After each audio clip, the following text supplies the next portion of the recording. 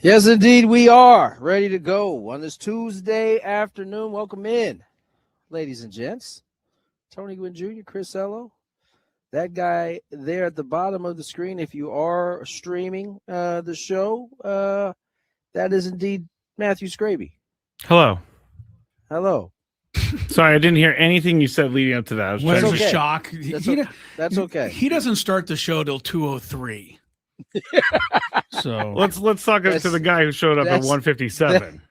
I'm ready to go on, but at least I'm ready to go at 2 Well, o'clock. how many spaghettis do you have in your life with your headphones? Many, sir. He is very, very defensive for somebody that doesn't have any issues. Well, he's just like there. I mean, it resembles when we record every day. I mean, like we record 1:15 every day or whatever time we set. Yeah. And regardless of whether, the thing is that you're actually never late because it usually takes invariably 10 minutes. Yes. Why isn't this? Oh, this button here. Oh my goodness! Wait, I got to bring you up. Wait, I forgot to hit record. Why are you? You don't have to be defensive. Just agree with it. It happens on a daily basis. It's okay. It's part of the. It's part of the fun. I forgot to hit record. How did this happen? It's all. I'm part just of the sitting fun. here. I'm just sitting here. You know It's how to start it real quick, Scrape? You know how to start it? How? You came on and you said, sorry, I didn't hear anything you just said. That's right. You put yourself under the gun. Yeah. I didn't have my headphones in. I mean, but the show started at 2 o'clock.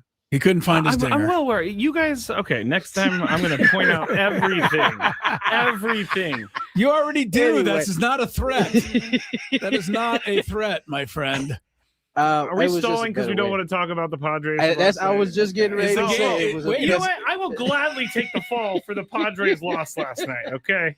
It was a better way to start the show picking at you than talking about the Padres. Yeah. In that 4-hour and 10-minute game last night. Mm-hmm. 12 innings of work, a lot of unexecuted plays.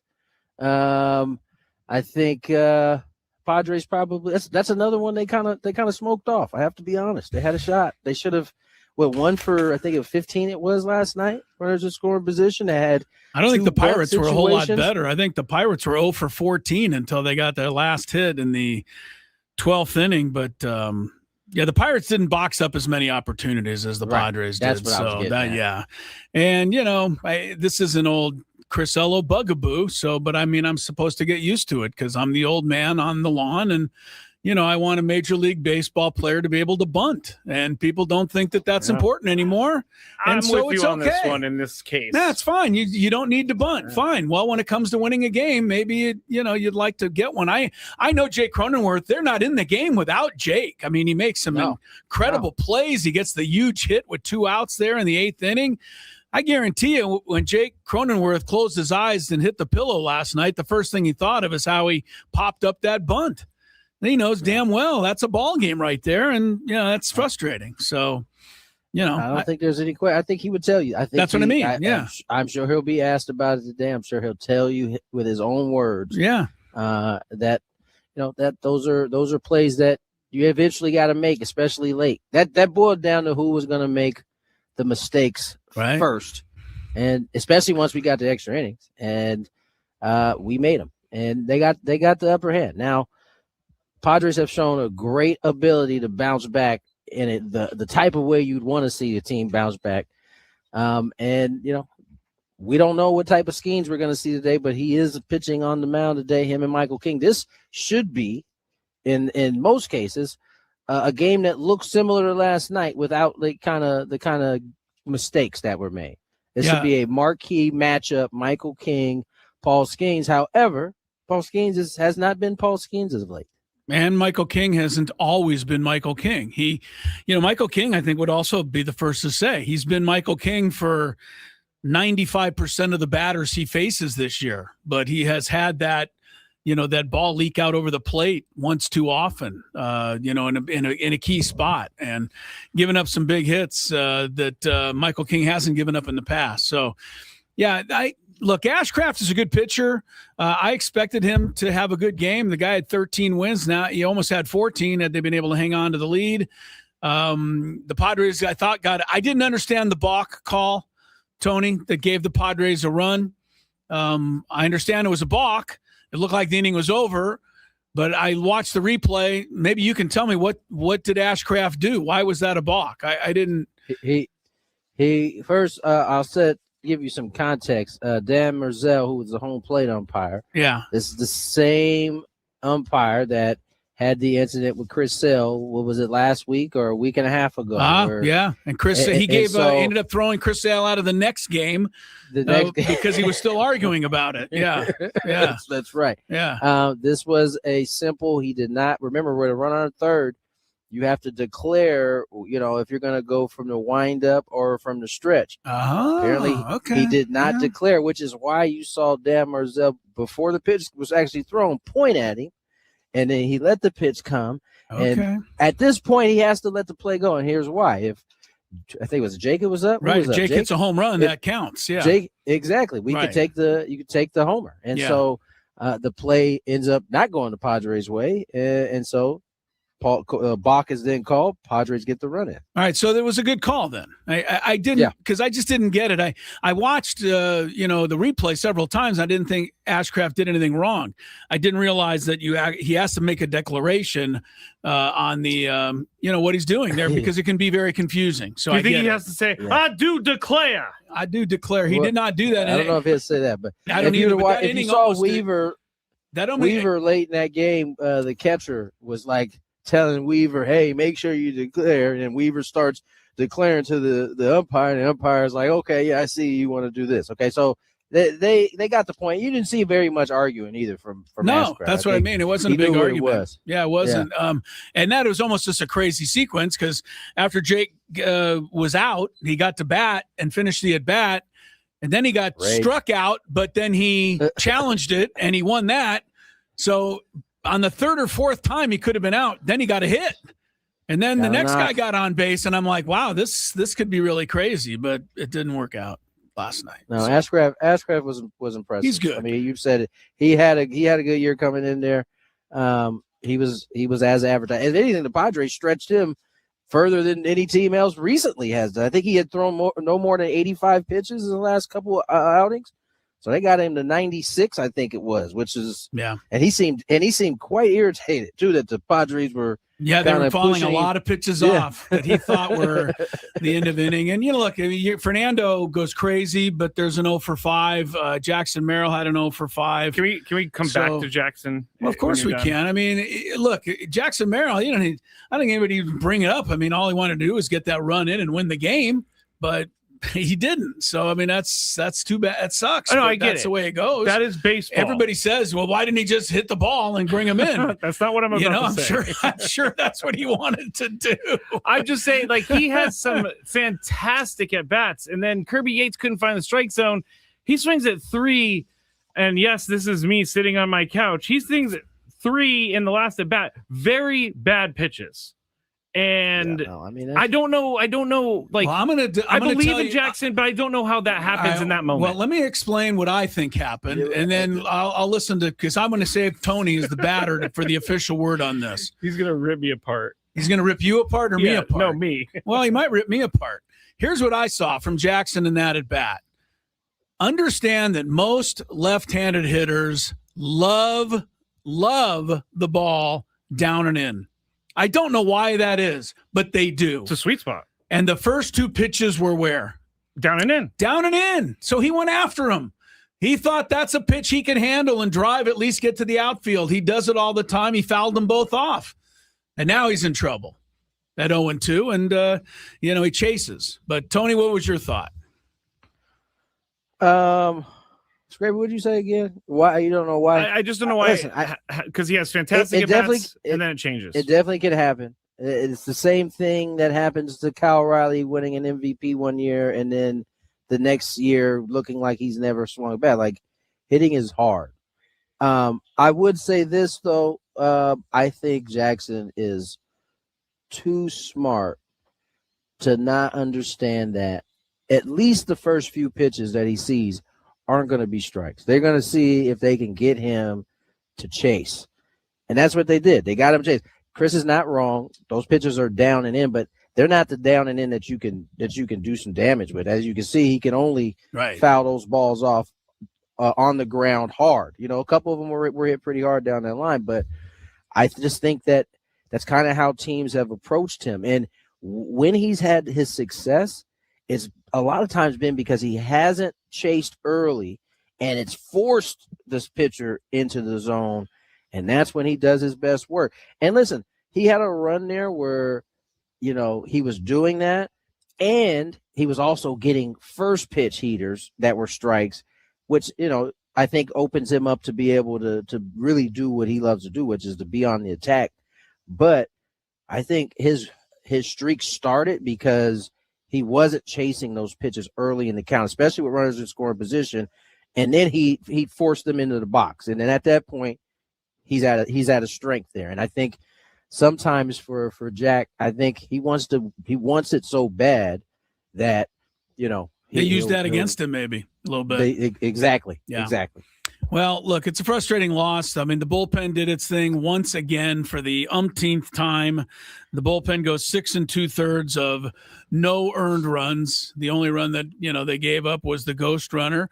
You got to give the Pirates bullpen some credit, though. They went 6 innings and gave up just 1. So, the Pirates at the trade deadline acquired Weaver, they acquired Duvall, they acquired Yates. They didn't have any of those guys, and they did that so that they would have a bullpen and maybe win some close games and get into the playoffs. What they didn't count on was the injuries to O'Hearn and before that O'Neal Cruz that have taken away a lot of their offense. And they also didn't count on Paul Skeens not being Paul Skeens. So, the Pirate bullpen really hasn't been able to benefit them, but last night it did. And they have they got a bunch of good pitchers down there. I don't want to get out of this without, again, complimenting, Kyle Hart comes in with a big inning in the 8th inning. It's, something to be able to trust him now in a 2-1 game and bring him in and get a scoreless. Miller, okay, typical Mason Miller, but Morejon, 2 innings, and you don't let the ghost runner score either inning. Yeah, that's quality pitching, my friends. That is really good stuff. I think the 1 inning, the runner got to third with nobody out, and he still didn't give up a run. So, Morejon deserved the win. They just couldn't push a run for him in the bottom. Yeah. So, I mean, in case y'all didn't know, Padres bullpen is pretty exceptional. Yeah. Just more examples of it. No doubt. Hopefully tonight they can put together more offense. We'll see. Paul Skeens was real good the first time they faced him. I don't know that he's thrown the ball as well as he was at that point in the season when the Padres saw him early. No, yeah, the statistics say otherwise. The other thing that's frustrating about the game last night is the Phillies lost and the Diamondbacks lost. So you could have picked up a little ground. But although I guess that in the other side of looking at that is that it's okay because you stay where you were instead of them closing the gap. How worried are we about this apparent finger bruise that Manny Machado has? Because that looked like he was in a ton of pain last night. I'm not worried. Okay. I mean, I think as long as there's no fracture. I mean, he did say he has jacked up fingers, and that's why it hurts.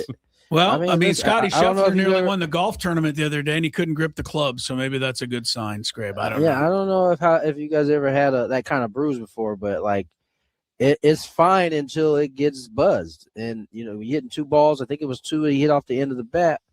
You're gonna feel that. It just ain't. There's just not a whole lot you can do. I got to give him a lot of credit for even staying in that game. I thought there's no way he's staying in that game. I totally thought he tore a ligament in his hand or something. Yeah, I was definitely a little worried to that extent, but when he went back out to play the field, I was definitely relieved. I was also like, what is he forcing his way through this injury? But it doesn't. He said it's something he just deals with, but I've never seen him go double over in pain like he showed last night.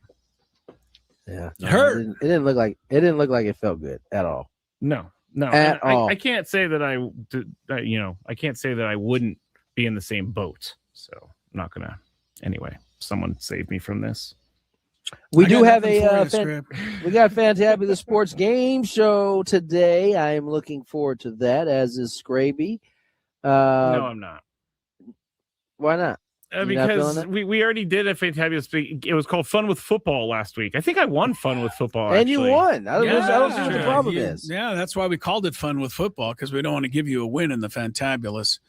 I saw a picture on, was it Instagram, or did Lori see a picture Of what? of Tony Gwynn Jr. and the two new owners of the Padres? Oh, Is this true? Did That's Loriella very see true. this photo? Very true. Huh? Yeah, very She did true. see He it. says. Yeah. Yes. Yeah. So How was that, give us a Tony? little, give us a report, Tony. Not many of us, got to sidle up to the new people. Sidle up. They I mean, probably listen, were told, now this person here is the most important person in the organization No, that you need stop. to meet. Knock it off. They seem like super sweet people. In my short encounter, I got to talk to them for about 5 minutes. They were Okay. kind of doing a whole deal on the field, and Kwanzaa and Jose, they seem like awesome people. Quite frankly, I think the what do you call it? The press conference did not disappoint. I think No, that became national news. they said everything that I think Padre fans wanted to hear. And they just seem like, sweet, normal people when they're on the field. When I got a chance to talk to them, I did notice, they had real deal security though, like real deal. Like I'm talking like suit, like Secret Service earpiece type deal. Oh, Yeah, really? no joke. That's kind of scary. Now, what is that? Not for us, but Yeah. for them. What are we thinking that's for? Yeah. Like Dodger fans or Dodger fan. Maybe. Dodger I fan at don't know. 11:00. Look out! But she had they had the family here, like their I think their maybe mom or there was just they had a bunch of folks there with them yesterday, so it was a celebration for everyone. I think one of the things that I read up a little bit on both of them last night, just did a little background stuff and going online, and these are successful people, not only just in like the capital, the business that he has, the capital Firm, yes. firm, but like they're both successful in like 20 different things. They are. So that bodes well. Like they're good at a lot of stuff, and I don't see why that can't translate to running this team. So they've been very successful. As it were. All right, let's get the break. Yeah. Let's get to break. On the other side, you mentioned the Diamondbacks and Cubs. They got a little fist. They got that fisticuffs. They got into a little yelling match back and forth, and it may have been due to an Aztec for life. We'll talk about it on the other side. More Gwynn and Chris. Clear your schedule and tune in Thursday mornings at 9 a.m. for our epic Padres round.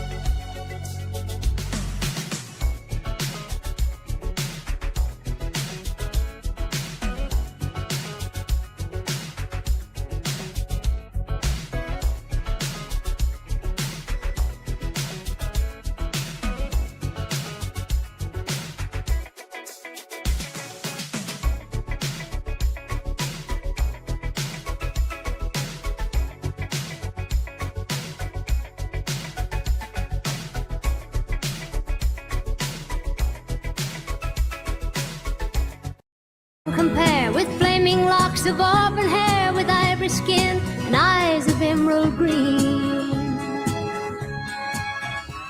Your smile is like a breath of spring. Your voice is soft like summer for our rain. program, but a little honor there for Dolly Parton, who definitely crossed over into pretty much every category of American culture. Passed away today at the age of 80, and certainly a sad day in the music business. And when you're talking about American legends, I think Dolly Parton is on that list. And I know our guys over at the our country station, our sister, those guys are working overtime. They're on the phones and talking to fans who are in tears, and it's quite a sad day. So I hadn't heard about it. I was on the golf course this morning. Did not know that Dolly had passed. I would imagine there'd even be a moment, a mention somewhere at the ballpark tonight, Tony. She's a lot of baseball players listen to a lot of country music over the years. And, of course, Dolly wasn't just country music. She was a little of everything.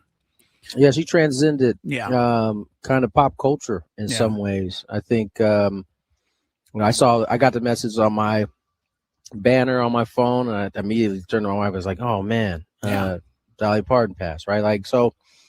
I think obviously, she was more than just a country singer, at least from my standpoint. So. Yeah, and I think for everybody's standpoint, the philanthropy, the work that she's done and out there and raising money and helping people goes beyond what a lot of people have been able to accomplish. So Dolly Parton, 80 years old, passed today. Earlier, no cause of death was given, and don't necessarily need one. I think personally, I heard I'm sad enough. Huh? I heard KSON saying that there was reports that she was sick. So, yes, she had even said that she had some health issues.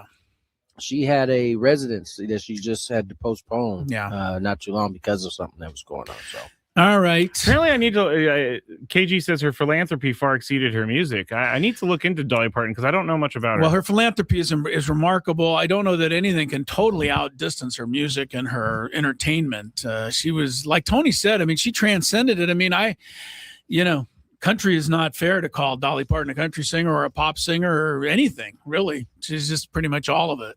And she was pretty good in the movies she did, too. She was pretty good on screen. So it's going to be missed. Certainly going to be missed.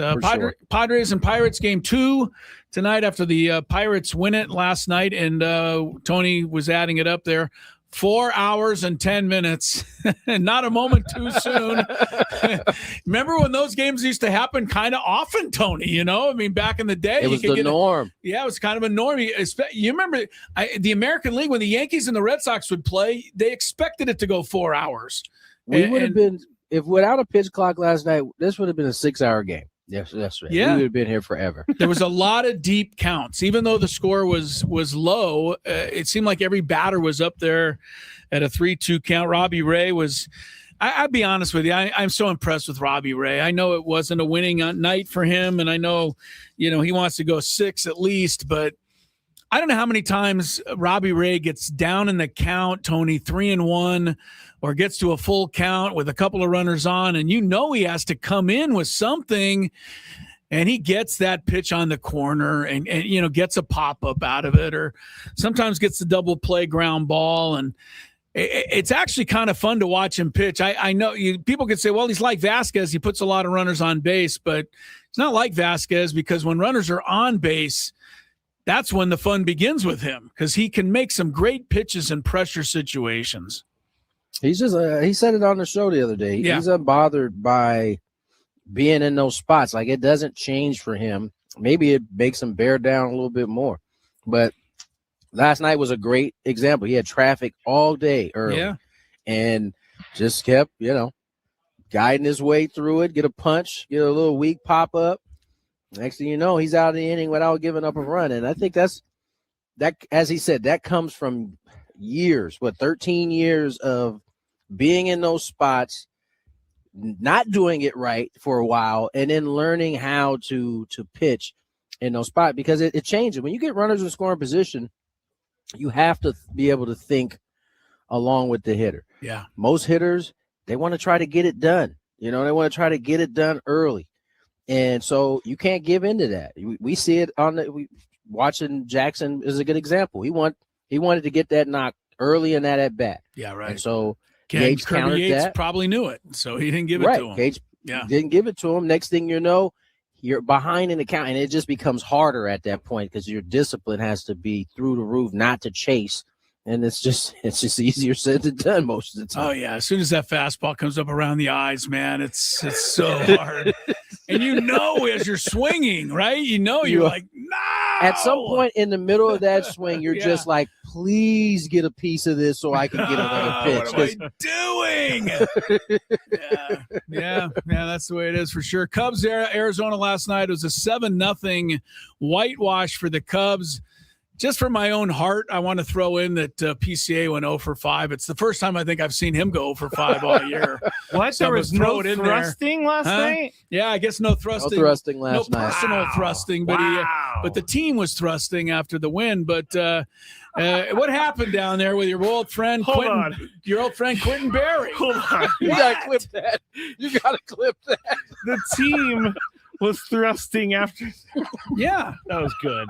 Yeah. You've had why does your mind work so? Your mind is you have a warped mind. You have made two great jokes today. The first one was about the Dodgers fans, and this one. Oh, anyway. Apparently, Quentin Berry was into it last night. What happened? There was some screaming matches happening, both sides of the Cubs and Diamondbacks, and it was over the fact that Merle Kelly believed that Quentin Berry was giving signs. Oh, now, I don't know. Now, where is Quentin Berry? Third base coach these days, or third base coach? Third base coach. Third base coach. So now, remember, they changed the rules this year for the first and third base coach. You have to remain in your box. You cannot be anywhere out. Now, at least the video that I seen with kind of Merrill looking at Q irritated, he's in the box. Now, I don't know the culture of today's game.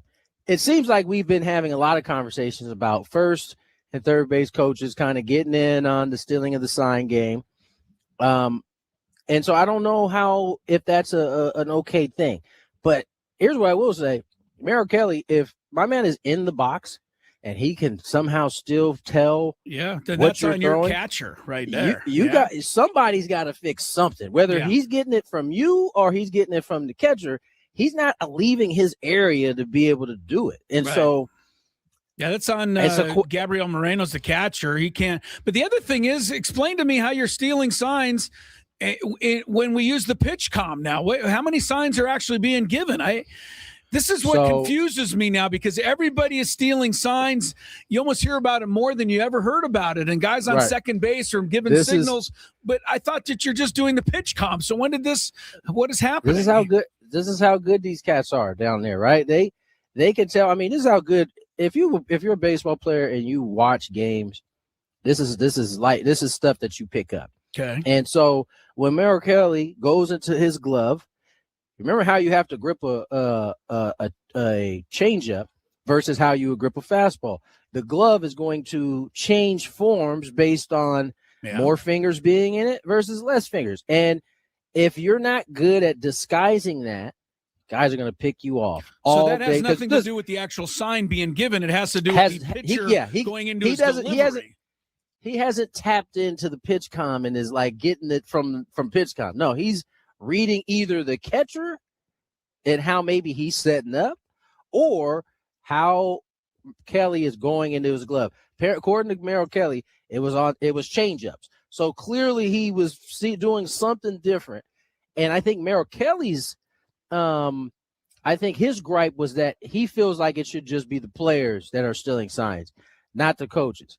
And can't say I completely disagree, but I will say there have been coaches stealing signs from each other across the way for as long as I can remember how to play. Now, I think it's all fair play at that level. As long as you are not using video, as long as you're not using trash cans, as long as you are not doing things like that, To me, man, that's good old baseball. I'm assuming John McGraw, managing the Giants in the 1920s, was looking across at Connie Mack trying to steal some signs. So, to me, that's fine. Tell you, that's I had all fair teammates in that baseball. So, I had teammates that all they would do is sit on that bench and watch and try to pick up things, whether it was a pickoff play, whether it was signs.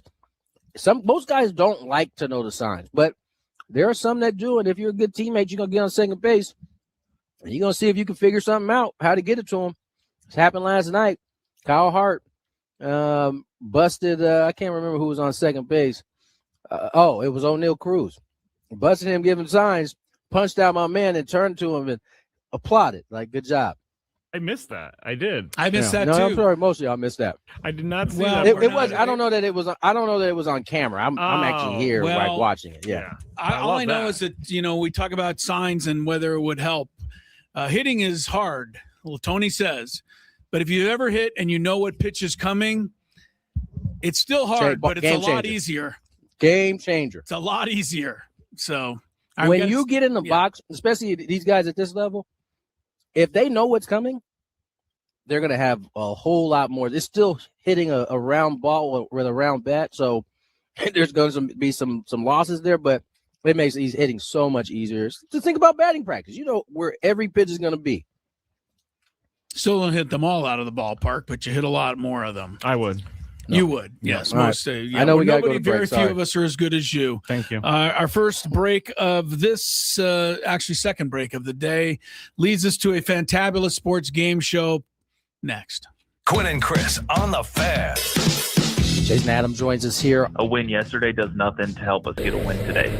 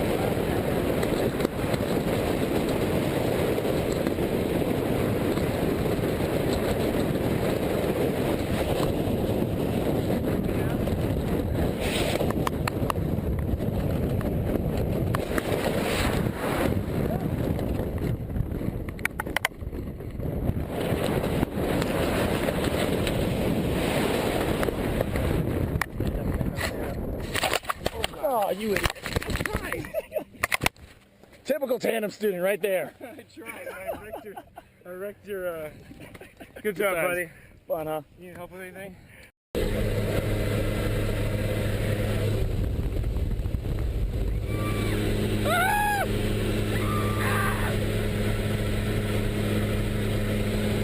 Okay, I'm nervous.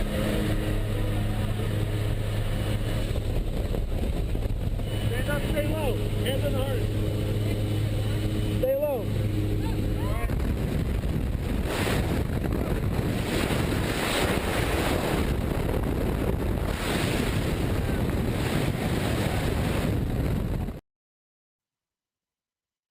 Yes, indeed. You know what time it is?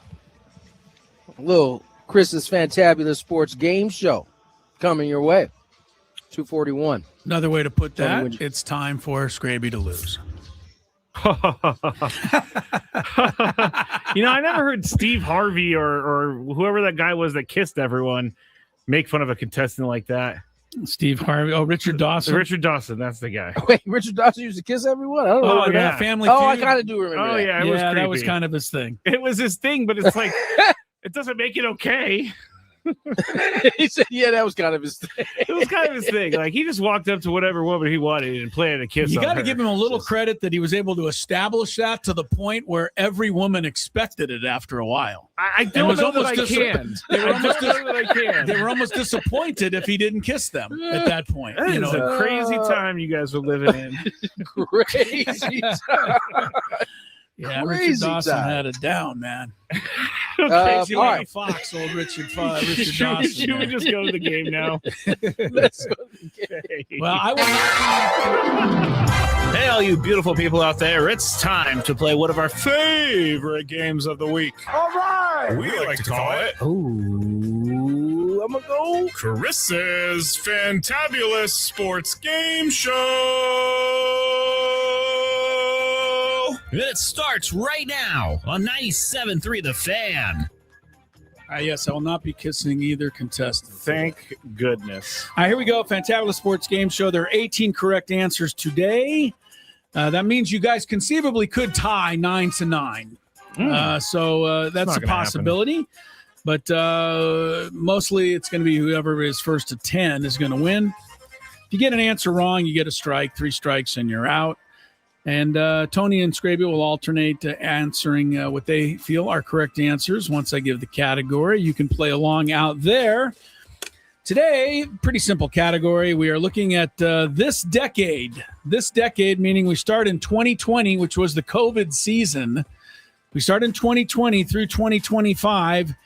You guys are trying to name the 18 players that have won either a MVP or a Cy Young Award in Major League Baseball. 18 different guys this decade have won either an MVP or a Cy Young Award this decade in Major League Baseball. Now, I think one of the first things you'll think of is that there are guys who've won more than one in a couple of the categories, and those guys only count for 1 point. They only count They for only one count point? for 1 point. So there are 18 different correct answers here. There are some answers that would be correct twice or even more, as it turns out. Tony, you good on the category? Yes, sir. All right. Scrape, good on the category? I'm good. MVP or Cy Young Award winners this decade, either league. 18 correct answers. Scrape, you want to go first, or would you like to pass? No, I'm going to go first just to get it going. Go for it. I'm going to take Shohei Ohtani, please. Shohei Ohtani. By the way, in 6 years this decade, how many do you think he's won? 3? He's won 2 in the American League, 2 in the National League. He's won 4. Jeez. Yeah, pretty crazy. That is pretty crazy. 2 in each league. All right, Tony, you're up. Shohei's off the board. Wait, what's the time frame here? Since This 2020. decade, 2020 through now. 2020 through now. Yeah, we're starting in the COVID season through last year. Obviously, neither of those awards have been given out this year yet. Blake Snell. Blake Snell. Yeah, he won a Cy Young here for the Padres in 2023. That Two-time. is correct.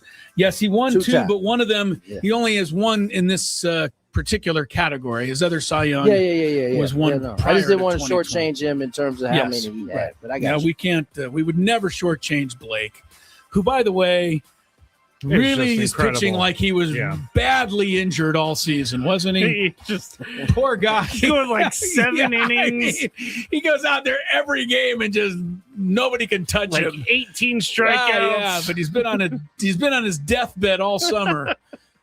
All right, I'm gonna go next. All right, we're tied at 1. We're looking for MVP or Cy Young winners this decade. I'm gonna guess the guy who's walking around on Petco without his shoes on right now on he's TV, on the screen. Mr. Paul Skeens. Paul Skeens, Cy Young Award winner last year. That is correct. All right, Scrappy takes a 2-1 lead. MVP, Cy Young winners this decade.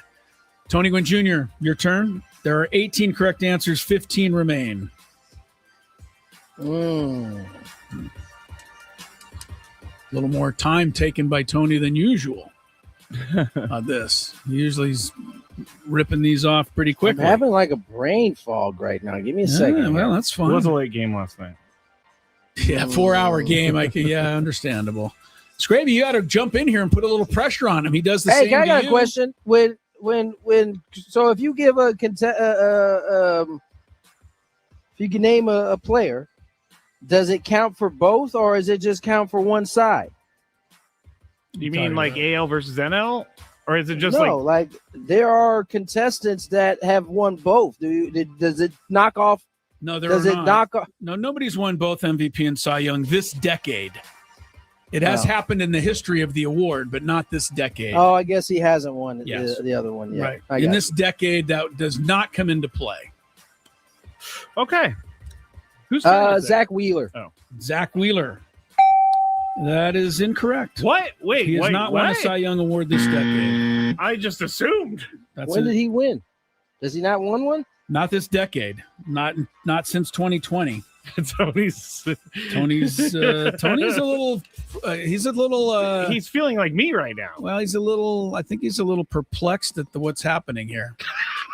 I don't know. Does Zach Wheeler even won a Cy Young Award? Maybe he hasn't. Just doing some research. Well, I'm just making sure. That's fine. I know he hasn't totally won would one have this thought decade. Tony was We're right. good. We can move on. It's all right. good. I think you're right. he hasn't won one this decade. He finished second in 2024, Wow.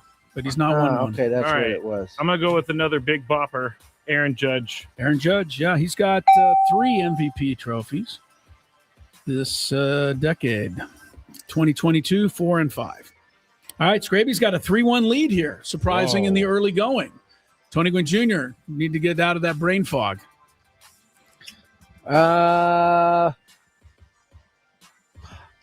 Oh, shoot. Seth Lugo. Seth Lugo. No Cy Young Awards for him either. No. What? He didn't win one. Tony is way out in left field right now. This is awesome. Shocking performance This is shocking. right now. This is shocking. MVPs or Cy Young winners this decade. This Scrappy is has like Tiger Woods in his heyday shooting 85. So far. It happens. There's 14 correct answers left. Tony Gwynn Jr. is not coming up with them. Scrappy, you can go up by a 4-1 margin here. Tarek Skubal. Tarek Skubal is correct. He won the Cy Young each of the last 2 years. Recently, too. He's won 2. So Scraby has Aaron Judge, Shohei, Skeens, and Skubal. The only correct answer for Tony is Blake Snell. There are still 13 correct answers left, but Tony needs one here, or he's on the doorstep, as it were. He's got to come up with the correct answer to stay alive. This may be his greatest comeback ever, or it may be one of his most shocking defeats ever. Which will it be? How about Jose Ramirez? Jose Ramirez has not won an MVP award. This game is over. It is over. The fans are stunned. Yeah, they're asking for their money back. Scraby, play your song. You got a chance to dance. Wow. You won going away today. I'm going to give you a minute over here.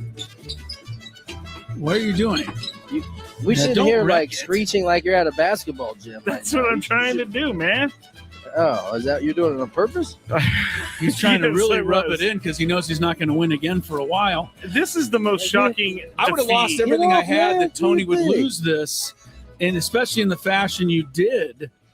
The American League MVP award winners that you did not name, the only one you didn't name because Ohtani's won 2 and Judge's won 3.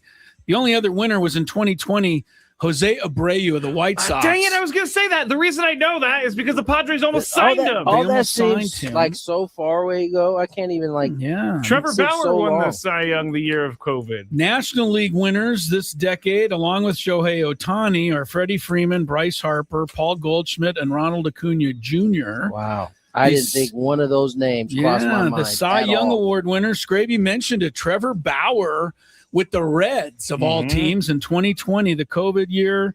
Corbin Burns, Sandy Alcantara. I forgot about him. We had Snell, which you got, Chris Sale, and then last year Paul Skeens.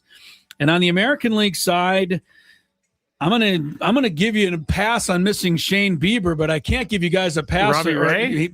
Robbie Ray. I couldn't remember if it was pre-2020. I thought it was pre-2020. I thought it was like 2021. Verlander, who did also win an MVP once with a Cy Young, but not in this decade. And the only other name is Garrett Cole in 2023. So a very surprising result today, but it just goes to show. You have to play the game. You got to play the game. You have to play the game. There's just I don't know why, there's just certain things that stick in my head, and MVPs and Cy Youngs is one of them. Well, good for you. And obviously those do not stick in Tony's head. Served you well today. It did. I bet you if we played the same... they usually stick in my head. I was off today. You know what I'm saying? I bet you if we played the same exact category next week, he would wipe the same floor. Category? Oh, yeah. I mean, of course, I'd wipe it next week. We just did it. We might. I'm saying, like, we might do another decade next week. We'll see if you can keep going straight. Oh, if you go through the 2010s, there's a lot of alcohol brain in there. There's nothing up there. The only decade that I would do great on MVPs is the 70s and 80s. I know all of those, but I don't know any of the 72 NL. Oh, Johnny Bench. Oh, that was easy, huh? Yeah, Johnny won in I think 70 and 72. One back to back, or two of those. His work, man. He could just be telling us anything. That's true. That's true. You I can just check my work. Pete Rose 73, Steve Garvey in 74. Oh, that's his guy. I know that one. DeGarve 75, National League. I know it's Fred Lynn in the American League. I think 75. Struggling on the National League side. 76 was the year that George Foster had 52 home runs. He won it on the NL Joe side. Morgan won the NL. Oh, yeah. Joe Morgan, 75 and 6. He won back-to-back, actually. He did. You're George right. Foster was 77. Oh, one of my favorite names ever, Thurman Munson. Thurman Munson, 76 for the Yankees. Thurman Munson died tragically in a plane crash during the season. Yeah. He was flying home to see his family on an off day. He was a pilot, and he tried to fly from New York to wherever it was. His family lived in Ohio or something, and a tragic plane crash took his life. That is tragic. Yeah, 1979, in the middle of the season. Why did they have three? They had 3 MVPs one year. No, 1979 there was a tie with league. Keith Hernandez and Willie Stargell. That's crazy. They tied. They actually voted, and they came out tied that year. All right. Very good. Scraby. Champ is here. Champ is here. Champ is here, he said. Oh, my goodness. I only get to say it like 6 times. Hey, no, man, get off, man. You doing your thing. I guess you deserve it. Congratulations, Scraby. You have won an all-expense paid for the next 3 days to Las Vegas. Woo! That's actually true. It is true. More Gwynn and Chris is coming up. Yes. All right, it's time for the Beaver Nuggets. So the story is somehow Buc-ee's got brought up. I think Frank brought it up. Yes. And it's a rest stop / mall / entertainment zone, super center. And someone said on the chat yesterday that they have like 100. They went to one with like 100 gas pumps, which is a lot, I guess. But while we were talking about this, Sam Levitt was in New York listening, and he goes, put me on. And so we put him on, and he's talking about how much he loves Buc-ee's. And so we got into the conversation, and it ended up being about the Beaver Nuggets. And so I had to order them because I find the name Beaver Nuggets very gross. I find it gross. But we're going to go with this. It's kind of like a Cheeto / a corn pop. It's like a cheese doodle. A cheese doodle. And we're gonna eat them right now. I don't think these are bad, but here we go.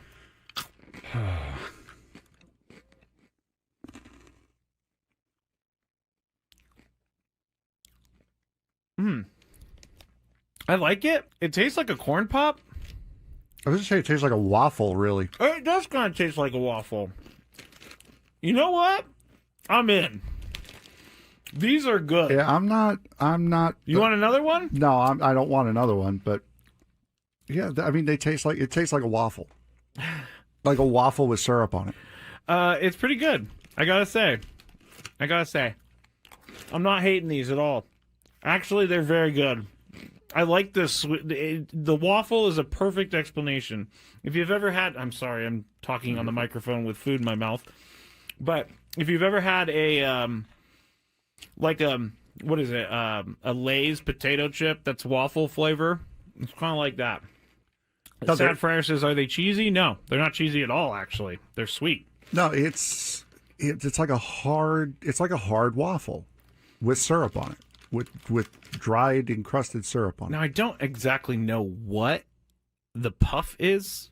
It could be just fake something. Most likely. I mean, it's like caramel a little bit too.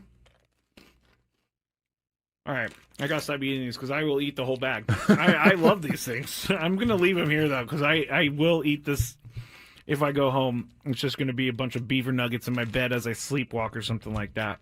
All right, it's time for the beaver nuggets. So the story is somehow Buc-ee's got brought up. I think Frank brought it up. Yes. And it's a rest stop / mall / entertainment zone, super center. And someone said on the chat yesterday that they have like 100.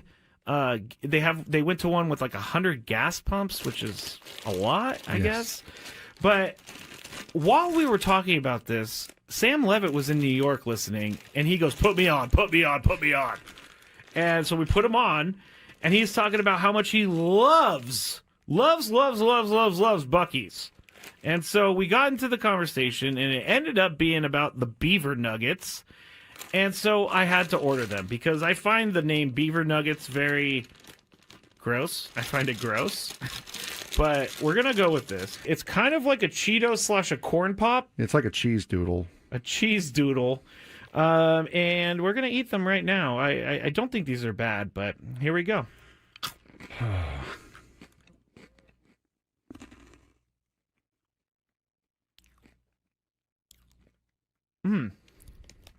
I like it. It tastes like a corn pop. I was just saying it tastes like a waffle, really. It does kind of taste like a waffle. You know what? I'm in.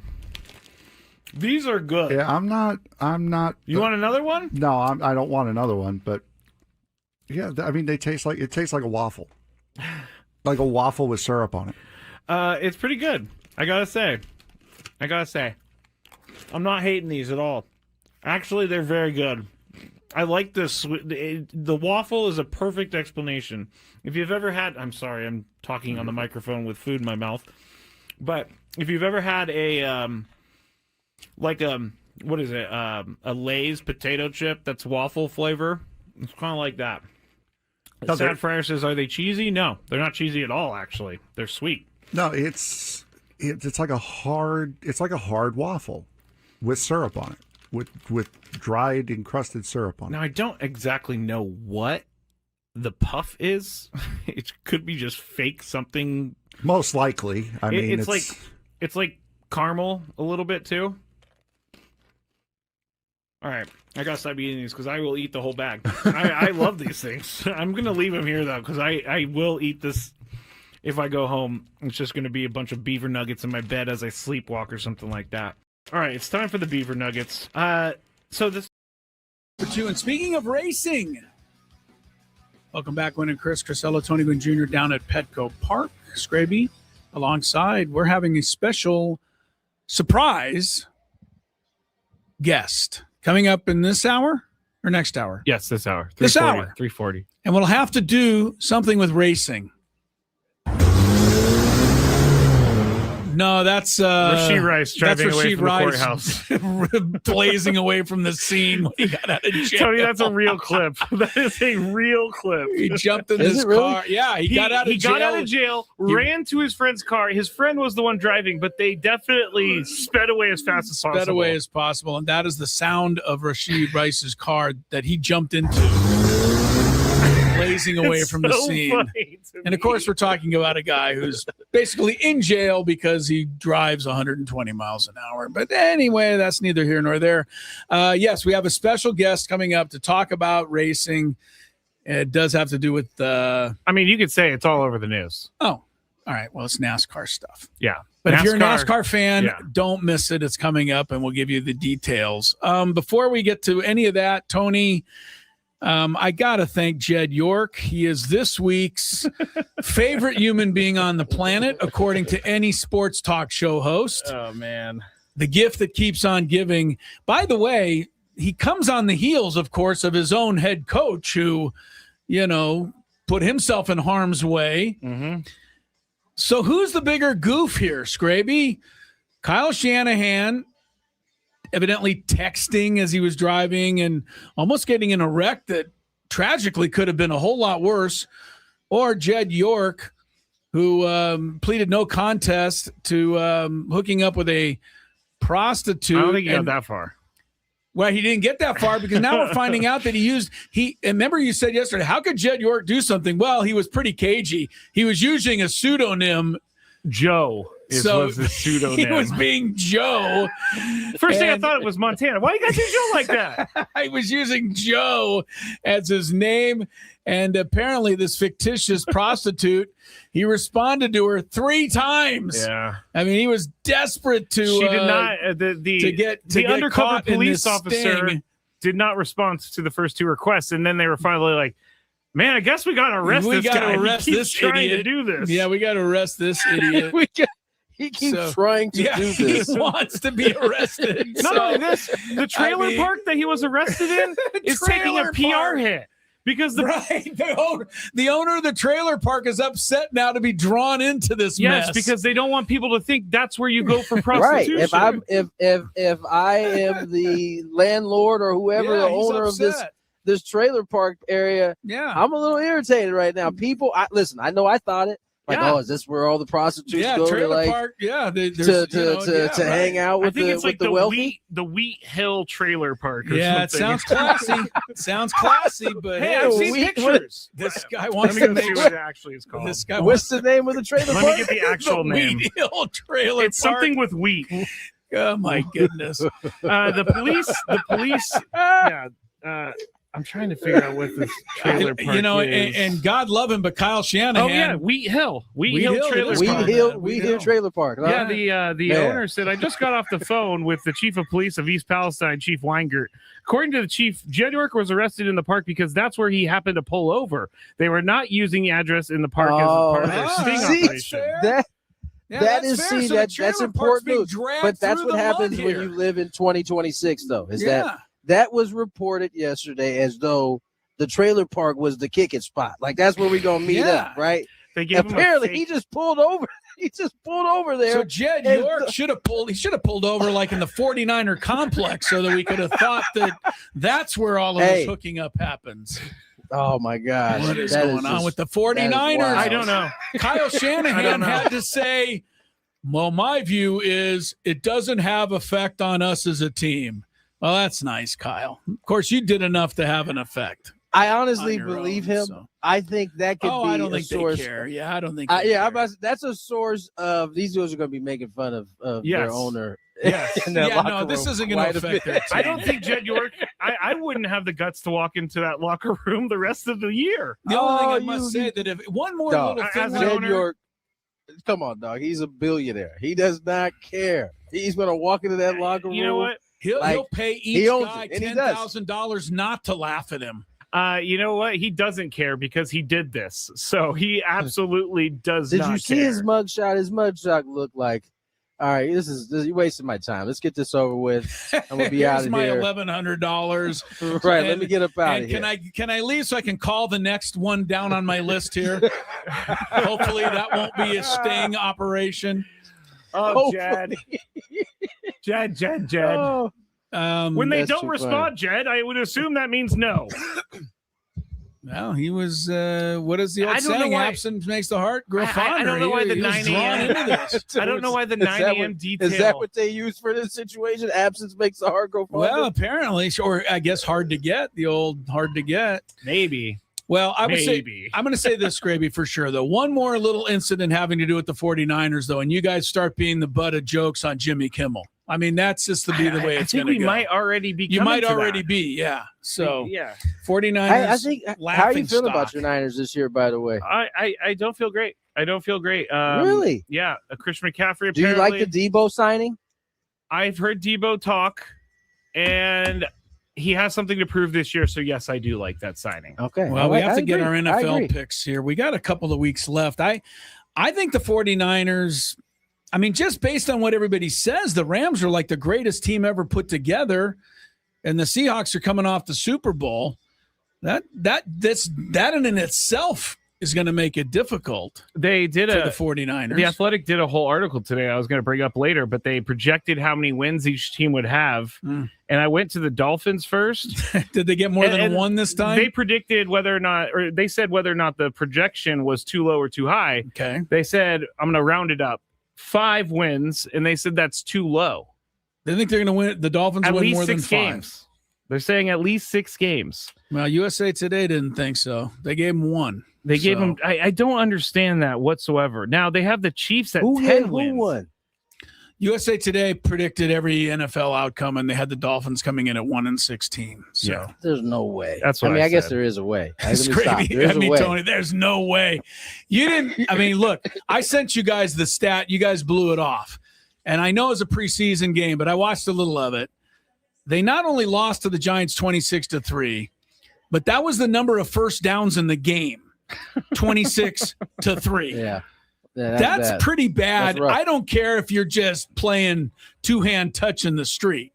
So Miami's got a long way to go. They say here's some of the surprises. Cincinnati Bengals 10 wins. They say that's too low, which I'm not sure how you can. Yeah, but predict they've been the saying Bengals. this for that's the about Bengals right. for about 5 years now, haven't they? I mean, the Bengals every year. Even Yep. Joe Burrow said, every year is supposed to be our year, and then we go 6-11. He goes, so I'm not going to say anything this time Joe Burrow is a funny dude. because they went to the I like Super Joe Bowl in Burrow. 20. What year was it? 21. Yeah. Right? And so 22, 3, 4, 5, that's 4 straight years the Bengals have been like the big thing, and they've fallen short every time.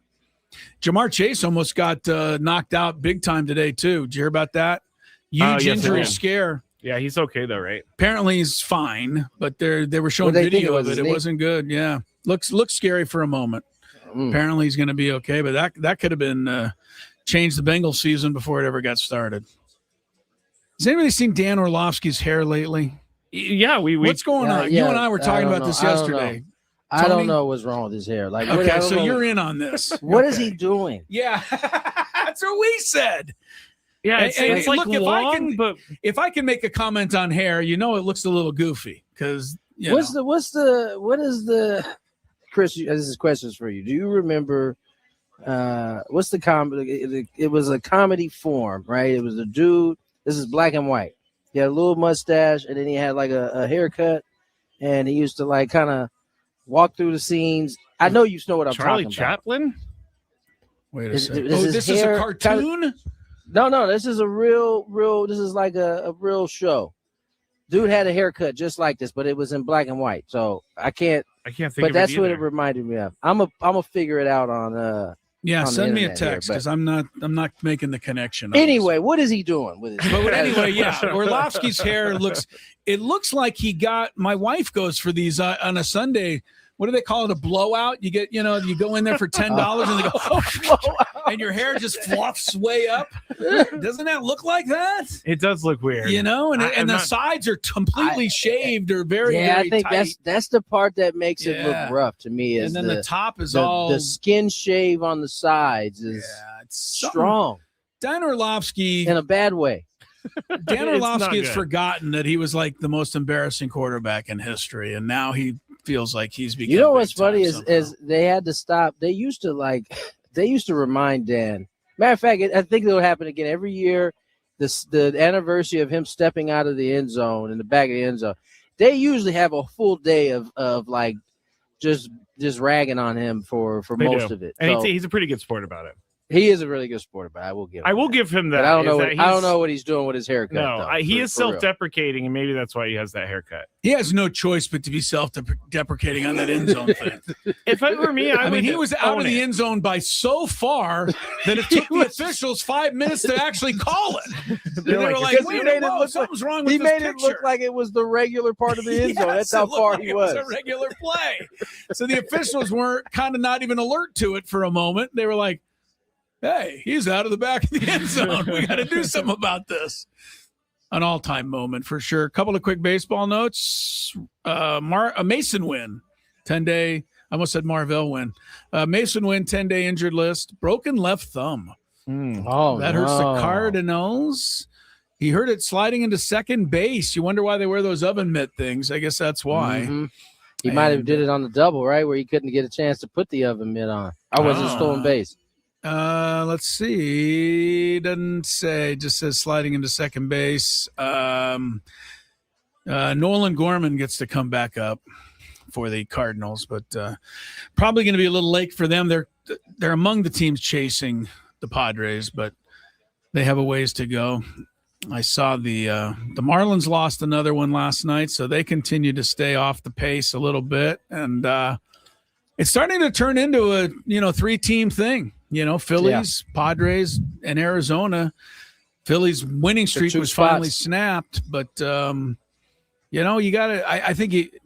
What do the odds say right now for the Padres? Have you looked at that, Scraby? The old for the World Series? No. The what is it? 60. Wow, they're up to 67% on I see.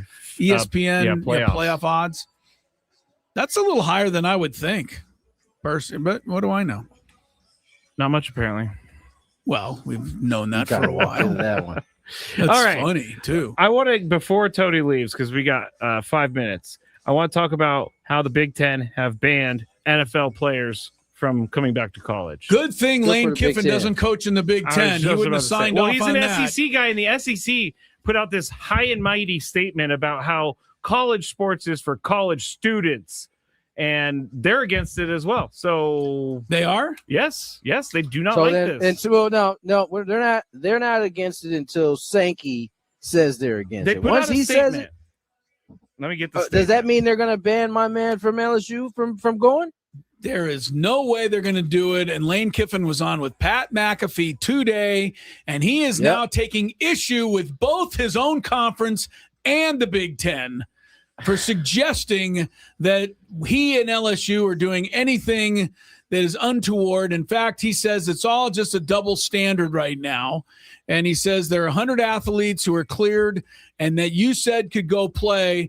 That's the court order. And now you're trying to change your mind and go back on. So Lane Kiffin is hiding behind the court order. Where's the double standard though that he talks of? Because Lane Kiffin always pays attention to the law and everything, the letter of the law. Here's what the SEC released on social media: college athletes, not former professional athletes, have been at the heart of the Southeastern Conference. Individuals who choose to leave college athletics, sign professional playing contracts, and compete professionally should not then be permitted to return to college competition. Allowing that to occur will blur the line between college and professional sports. It's already happened. Create significant competitive equity concerns and reduce opportunities for high school and current college athletes.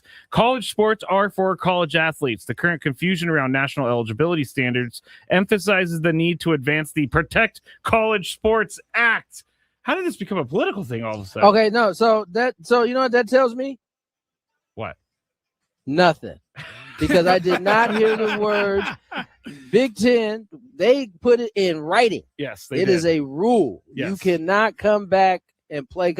That was all nice and fun with the SEC put in an Instagram statement, but they didn't make a rule saying you can't play.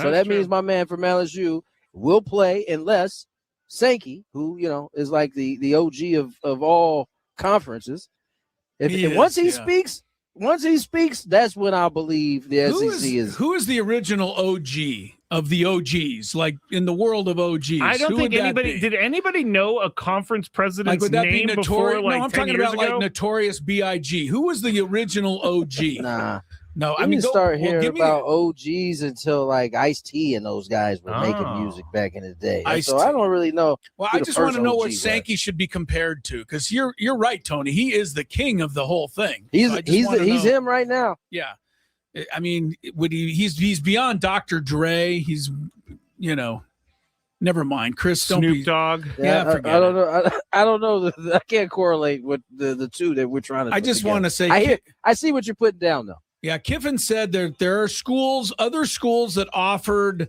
and he's talking about the tight end that is, going to LSU. He said there are other schools that offered him to come there in this conference, but he chose us. So basically, Lane Kiffin, they were just sitting there minding their own business at LSU, and he came knocking on the door. Victims. And they had no choice but to save this kid. He's, on his way to living on the street.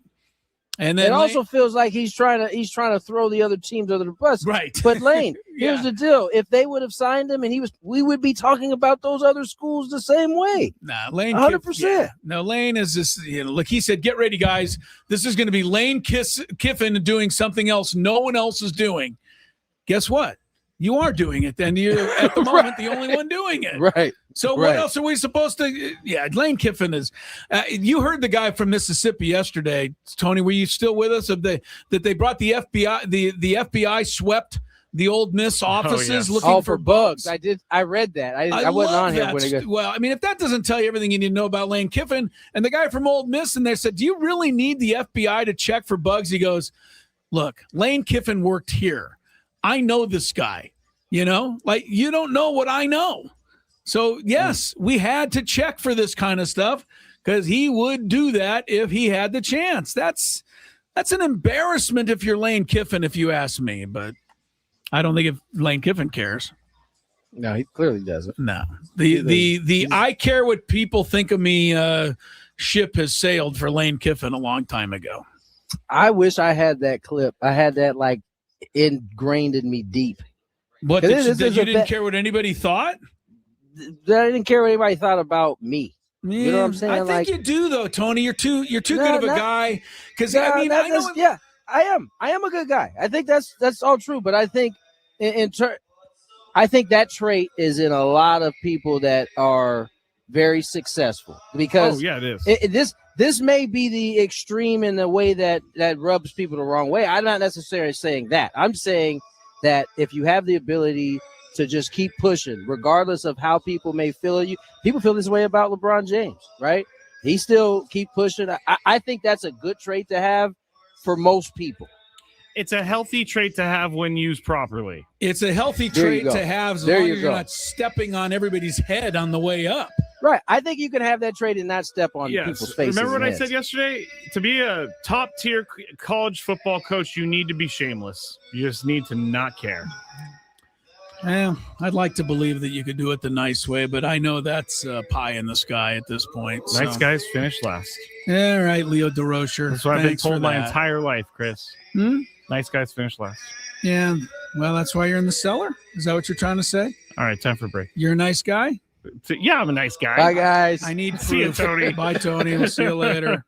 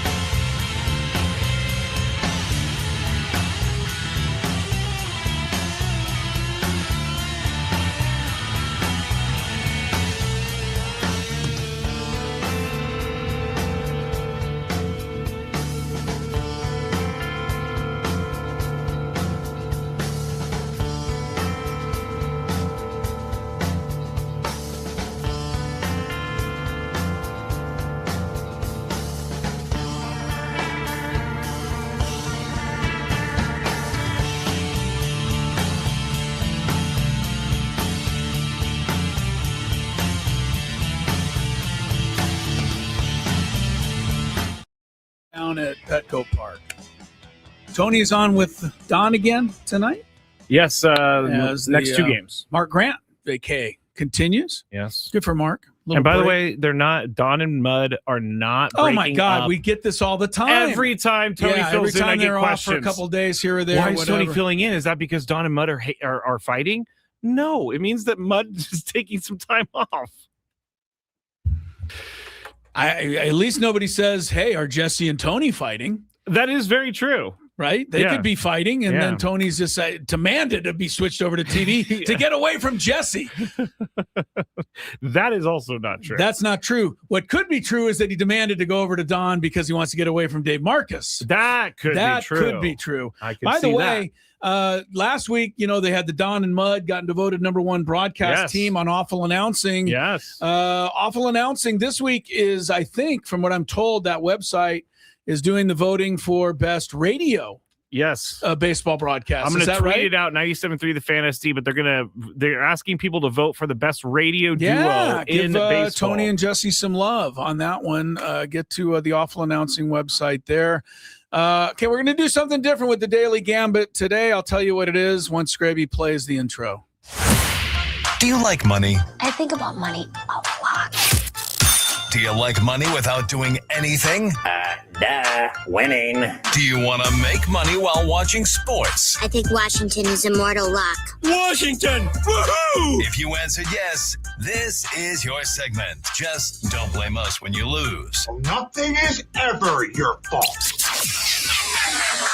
It's your game. Take it.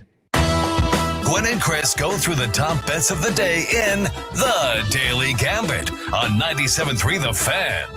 Daily Gambit is our daily sports betting segment here on Gwynn and Chris. Please, everybody, gamble responsibly. Chris, back to you. All right. Nothing for tonight, but I thought it'd be fun to go through some of the NFL preseason futures odds. Just to give you an idea who's being, counted on to do what this year. Okay. And so what we're going to do, here's how we're going to do this, Greg. We've got a few minutes here. I'm going to give you the division. You tell me which team has the best odds to win it and the worst odds to win it. Each division. Okay. Some of them will be easier than others, but I think you'll see what I'm talking about. Like, start with the NFC West. Who is favored to win the NFC West right now? Probably the Rams. Yeah, the Rams. Clearly, not only the Rams favored, they are twice as low on the odds as any other team in football to win the Super Bowl. I mean, What did they do in the offseason? Nothing other than Myles Garrett. It's not and nothing. Possibly Aaron Donald. And then adding Aaron Donald. Yeah. So those are the things. But the Rams are like, everyone just thinks they're like Super Bowl champs for sure. Yeah. All right. Lowest team in that division's pretty easy. Cardinals. And the Cardinals are actually a longer shot to win the Super Bowl in Vegas odds right now than the Dolphins. That's how bad the Cardinals are. Jeez. Yeah, if there's one team that's going to win one game, it will likely you think it'll be the Cardinals. Yes. All right, NFC East, who is favored to win it? It's got to be the Eagles. Still the Eagles. Yeah, they're still on top. And who's the longest shot on the board in the NFC East? It's got to be the Giants. It is. It's still the Giants. I just think, Jim Harbaugh is going to find a way. John Harbaugh. I don't know if John Harbaugh. I don't know if he can catch. I don't know if he can catch Jaden Daniels, but I think he can catch the Cowboys. I know the Cowboys are the Cowboys are always, lower odds than they should be. Everybody's talking about the Cowboys. Like, watch out. What do they have? Dak Prescott, CeeDee Lamb. Oh yeah, sorry, Super Bowl. All right, let's go to the NFC North. I think this is a tough division. This is the toughest one. Who is favored right now in the NFC North by the odds? By the odds, yeah, and hype, I would have to say the Bears. Yeah, you would think the Bears are currently the third choice. Really? Third choice. That is shocking. In the division. So pick who you think's better odds than I them. guess the Lions. The Lions are the second choice. So the Packers are picked to win. The Packers have the lower odds than any of them. Obviously, that leaves the Vikings for last because there's nobody else left. You'd have to pick them. I'm surprised by that. But that is surprising to me, too, that the Packers would be the choice in that division. All right, NFC South. All four teams are pretty bad division. They're all pretty low, but who's favored to win? Remember last year, 8 and 9 won this division. Yep. We're going to talk to Matt Snyder about Matt Snyder, CBS Sports later. He's the baseball guy, you know. But under Matt Snyder's rules, nobody would have gone to the playoffs from the NFC South last year. We'll talk about that a little later for baseball. But who's favored? I'm going to have to give it to the division champs from last year, the Panthers. Yeah, they're not. It's the Buccaneers. See, I don't get that. Yeah, they tied, right? And I think the Buccaneers have a bigger name than the Panthers do. I thought about them, but I also thought, yeah, well, they have the lowest odds. Have? Who has the highest odds in that division? It's tough because all the teams are about the same, Falcons. really. Falcons, yeah. I said this to you the other day, and you didn't disagree with me. The two worst teams in football this year very easily could be Tua's current team and former team. Yeah, it was pretty bad. They're playing. They're playing each other in preseason this week. If anybody wants to tune in. All right, AFC West. We got a couple minutes left. Who do you have for the division favorite? I'm going to say the Broncos. You would think, right? Chiefs? But no. Yes. Okay. Sorry. Chiefs first. Yes. Chargers second. And then Broncos. Obviously, the Raiders would be picked last. Wow. In the odds. That's just the odds. But it's a little surprising. That is surprising. Chargers and Chiefs. Patrick Mahomes' factor is a lot. It is a lot. That's all you can he's say. He's looking to be back for week 1, too. AFC East, who's favored here? It's got got the Super Bowl team last year. But it's got to be the Bills, right? It is. Yeah, it is the Bills. Patriots are picked behind Are they them. going to pick the Dolphins last in this one? Yes, they're at the bottom, under the Jets even. I know. It's how low can you go? I need to get a sad Dolphin. I know. That one actually sounds like there's some hope. Yes, it does. Sounds like, hey, yeah, maybe something. We're going to be okay. All right, AFC North, who's favored here? This team's overrated every year. Is it the Steelers? Oh, no. The Ravens? Yeah, the Okay. Ravens. Everybody always thinks the When you Ravens said overrated, are gonna I win. was like, I guess No, I said they're overrated every year. They were overrated last year. They were only 8-9. Lowest in that division. I don't even think that's a contest. Browns. And then finally, AFC South. Who do you have here? And it's, I think this is pretty cut and dry as who's the favorite. Jaguars? Actually, it's not cut and dry. Yeah, you're right. The Jaguars are pretty good last year. No, they have the Texans here. Well, it's because of the defense. Yeah, they have the Jags falling down quite a bit, at least odds-wise. Bottom of the barrel for that division, pretty easy. Titans. Yes.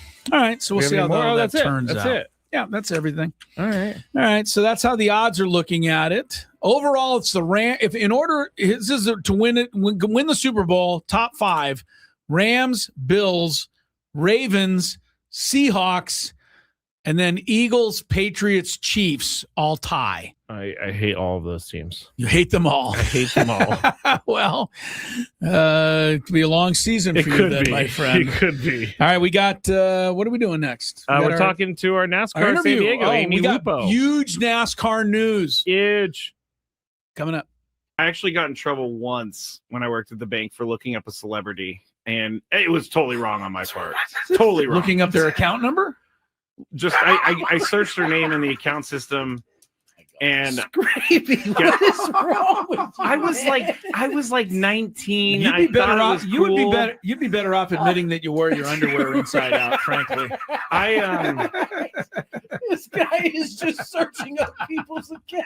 It only happened that one time because I got caught. How did you get caught? The account was flagged, and anybody taking a look at it gets logged. And so I got called into the boss's office like 3 days What later. did that come? I'm sorry, I gotta ask, but nobody's supposed to be doing this preview. What did that conversation?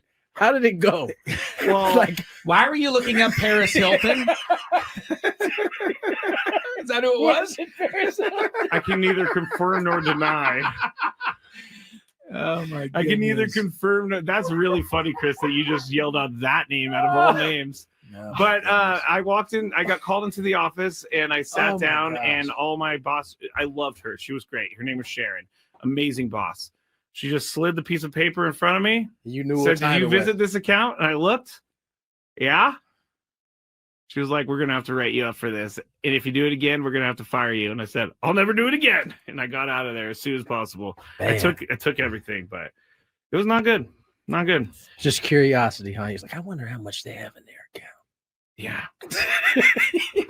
I mean, before I got caught, I did look up athletes. And, oh my God! I'm so glad you're sitting in this seat now. Yes, I'm so happy you're not doing any job that can be dangerous to people's futures. This was in the first year that I was there. I learned my lesson thoroughly. Chris, as I said, as soon as they walked in, they was like, yeah, that's our guy right there. That's our window. We're gonna take him down. Yep. Just lucky I didn't get caught for like. I can't even say. I'll tell you guys off break whose account I saw and how much money they had sitting in their checking account. And this was how long ago, too, by the way? 2009, 10. Way before I became a good person. Didn't Bank America end up getting in trouble? Or was that it was one of those banks got in trouble? All of them get in trouble for selling information. But I heard folks like you. I wasn't selling any information. I was just wanting to see what was going on. Curious. I didn't check their account activity, which I could have.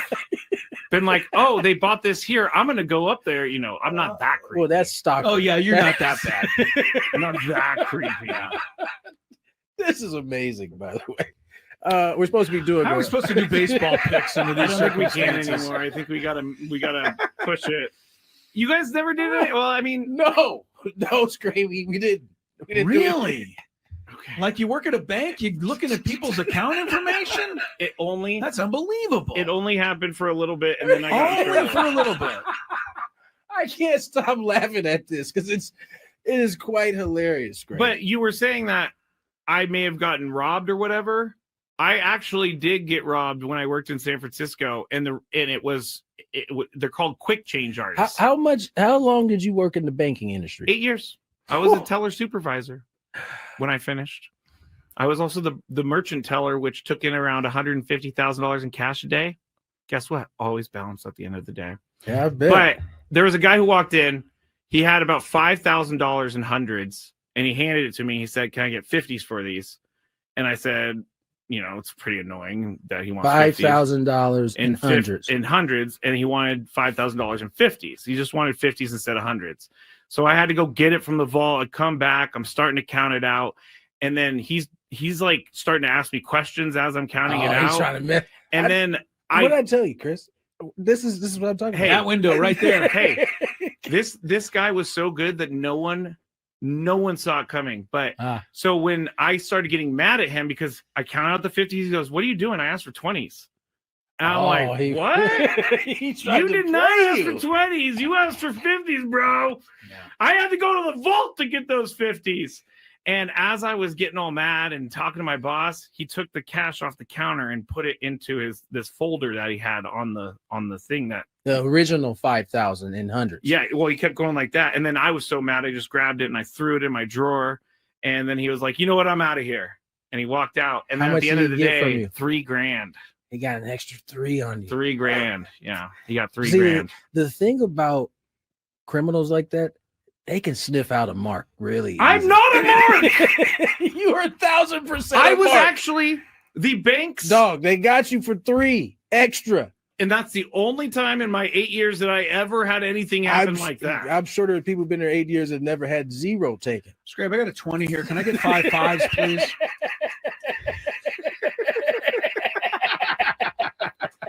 I hate you guys. Let's get to that was one of the worst moments of my life. But you know what? It taught me a lot. Never trust anyone ever again. You know what? You definitely have learned because you don't trust very many people. I don't trust anyone anymore. You are.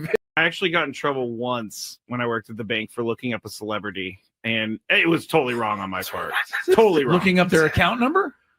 Just I searched their name in the account system, and what is wrong with you? I was like 19. You'd be better off. You'd be better off admitting that you wore your underwear inside out. Frankly,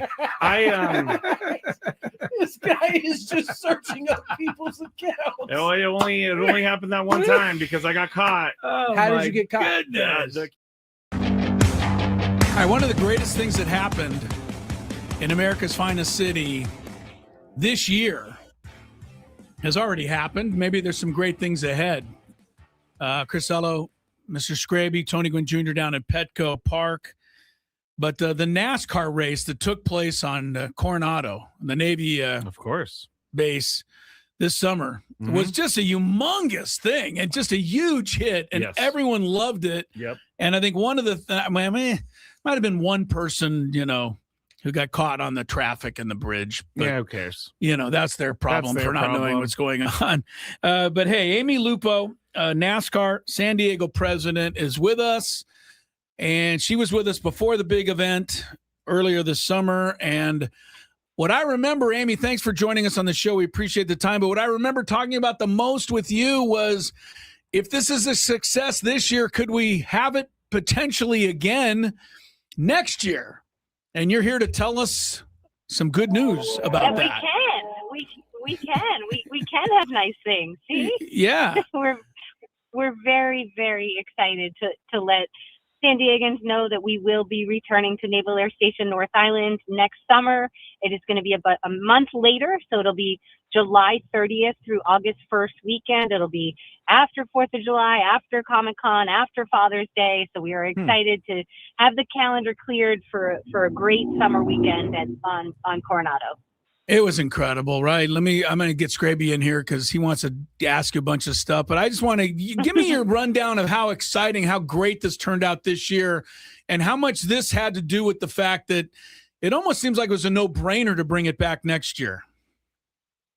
Yeah, I think it was a little bit of an unknown on all sides, right? The Navy didn't know us. We didn't know the Navy. Same thing with the cities of San Diego and Coronado. And we all took a leap of faith together and said, let's figure this out. And, for the most part, it worked. We've obviously got some fine tuning to do here and there. But as an event overall, we couldn't be more excited with the product we delivered in June.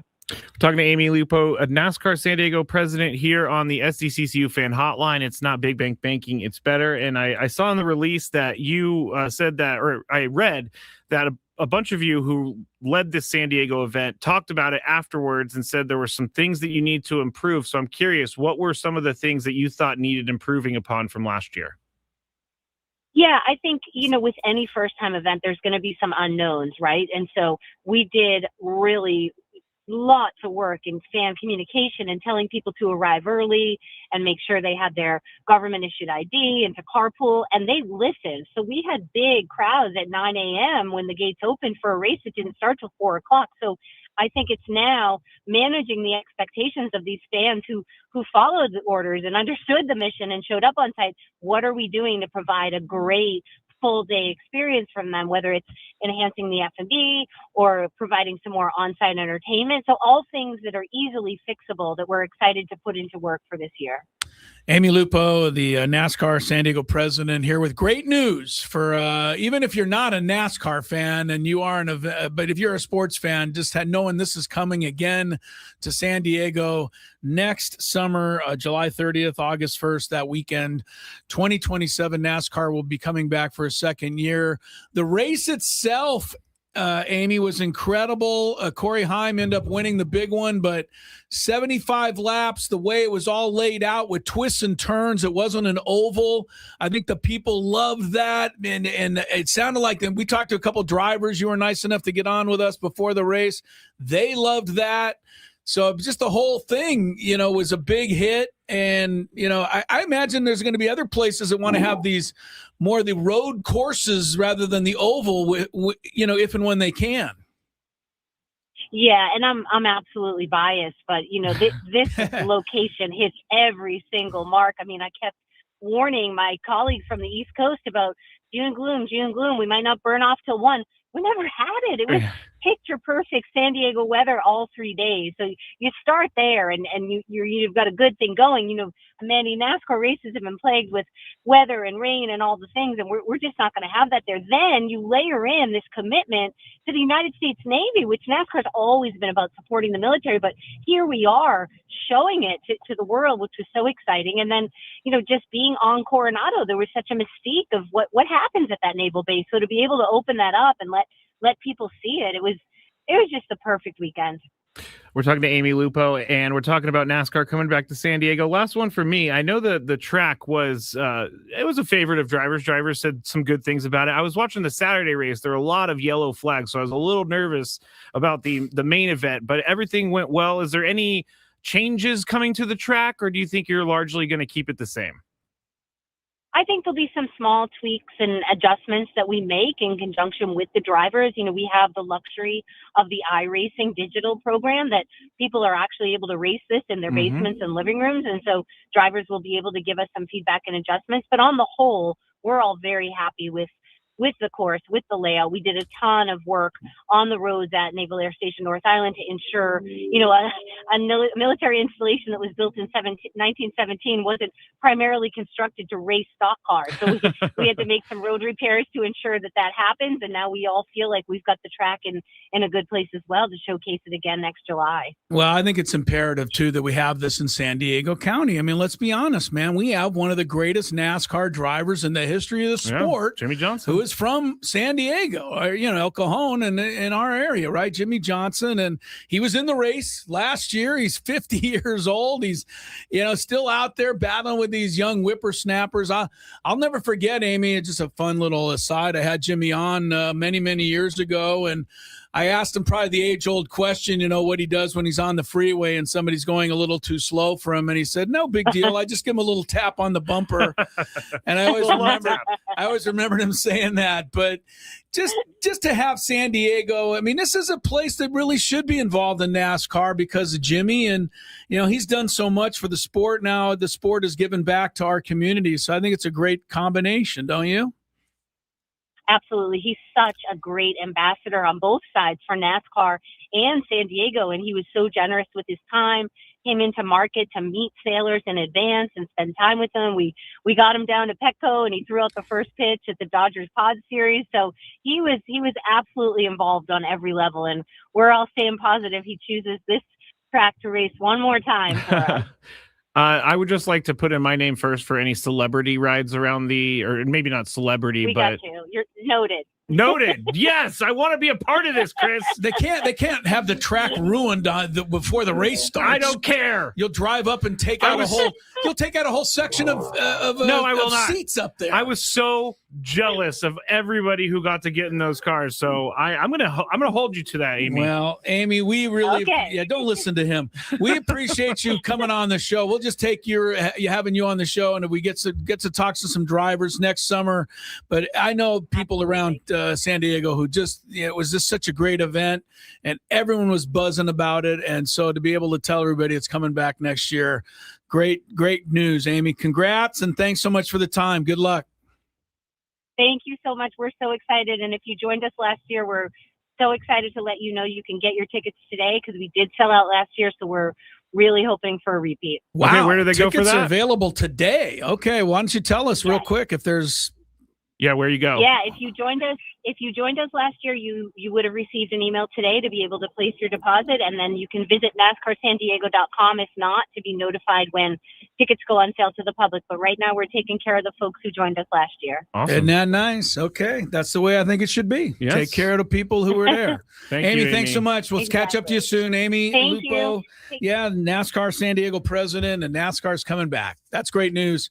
You talked about it, kind of been buzzing around a little earlier, but I'm sure a lot of people are hearing about it for the first time on that interview, that it's coming back, and I'm excited about it. So. I'm going this year. I couldn't make it down there for the last one, but I am definitely going this year, especially if I get put in one of those cars. Well, you know how old I am, and the noise, Gravy, the noise. Just wear some earplugs. I know, but just wear some earplugs. Well, the thing is I'm, you can't hear anyway. That's what I was that's what I was getting to. I was just thinking, like, what is the point? I Who can't cares hear about the anything noise? anyway, so maybe I shouldn't be a problem to go down there. But I think I was actually out of town. I had a good excuse why I didn't go this time around. But next year, now make sure we tell Braden though that the race is coming back next year, but they are still not driving over the bridge on the course. I really wanted to ask that, but I felt like 2 years in a row would have been a little overkill. Right, it was funny last year. They would have been like, this time is enough. They're like, okay, this guy really can't get over this bridge thing. One of my favorite stories broken by Braden Soprano last year. They're going to drive over the and we were like, that sounds pretty good. I was in. Yeah, I was in until somebody was like, well, what happens like if there's an accident that's not good? Would you ever want to drive one of those cars around a track as fast as you can? I mean, I've been dying to do this for my entire life. I got to say that I think I would sign up. You have to. I mean, they lock you in there pretty good, right? You're safe. You know, I don't even know if I would be driving. I might just get a ride along with like a professional driver, which would be even more incredible because I mean, I don't know if I might be telling out of school because I do talk about this all the time. You idiots who drive 110 miles an hour on the freeway, and I can't stand any of you who buzz in and out of traffic. And I know I'm probably not talking to any of you right now because I think, you know, most reasonable people do not listen to this. You know, right. Yeah. Most reasonable people, you know, might get up to 80, you know, you're trying to get to work but you're not going 110 going in and out of traffic, these morons out there. However, if you've ever been on a road like, I don't want to say too late at night, but whenever the time is, there's nobody around. Have you ever pushed it up to like 90, 100 on the freeway? Me? Yeah. Allegedly, yes. Okay. Because I tried it like once, and I mean, it scared the daylights out of me, and I went right back down to 75. No. I'm the guy I'm the guy who's like, you liked let's go faster. Really? You liked it? I don't know why, but we've talked about this before. I am an adrenaline junkie. Okay. Jump out of planes. I like to do things that scare me. I like to do things that get your heart moving. Yeah. Well, I don't know. I guess I don't have the need for speed like that, but Some people don't. But I will tell you that I think if there was a NASCAR event type thing where we were kind of down there, and I know it was pretty well supervised, I'd be pretty willing to push the pedal down and see what happened. I think you would. Yeah, I think it would be pretty. It's like pretty I think I've said this before, but I had a friend whose wife works in media here. She got to do the Blue Angels ride along. Yeah, I would pay for that experience. You'd leave your stomach back at the I don't even care. I want to do it. I grew up wanting to be a fighter pilot, Chris. Well, too bad for all of us. It didn't work out. I know. Paul Skeens and I could be fighter pilots. We're stuck with you over here. Can you imagine me in the military? You could be up at Top Gun right now. Don't even get me started. You could be listening to the show rather than doing the show. I heard, actually, I can't remember which baseball player Jesse was talking about, but his dad did the Top Gun program. What do you mean? Like he was one of of the the baseball players pilot that he was in the Top Gun program. I can't remember who it was, but that's awesome. You'll have to check on that. Have you seen the second Top Gun? Yeah. Did you like it? You know they're making a third. Of course they are. I liked it. With all due respect, I wish they would just stop that for all movies. What the I mean, as sequels? good as Toy Story was, okay. Toy Story 19 is just a few too many. I recently saw Toy Story 5 with my nieces. Yeah, I know. But, it was the same Toy Story we've already seen. What's left? The kid gets too old. You have to figure out a way to get back in their good graces. This time, though, the toy that was making everything bad for them was like a tablet. Somebody think of a new idea out there. I don't think we can. I think we've done everything. That might be the case. All right. NASCAR coming back next summer. Very exciting. Looking forward to having that again. Jimmy Johnson, will he race? Next year, he would be 51. I think he's fine. Huh? I mean, Mark Martin seemed like he was 65 when he was still racing. Most NASCAR championships in history, tie. Richard Petty, Dale Earnhardt, Jimmy Johnson. Yeah, it's pretty impressive right there. All right, more Gwynn and Chris ahead. 4 o'clock. That means Chris versus the fans. We'll play some trivia. 833-288-0973.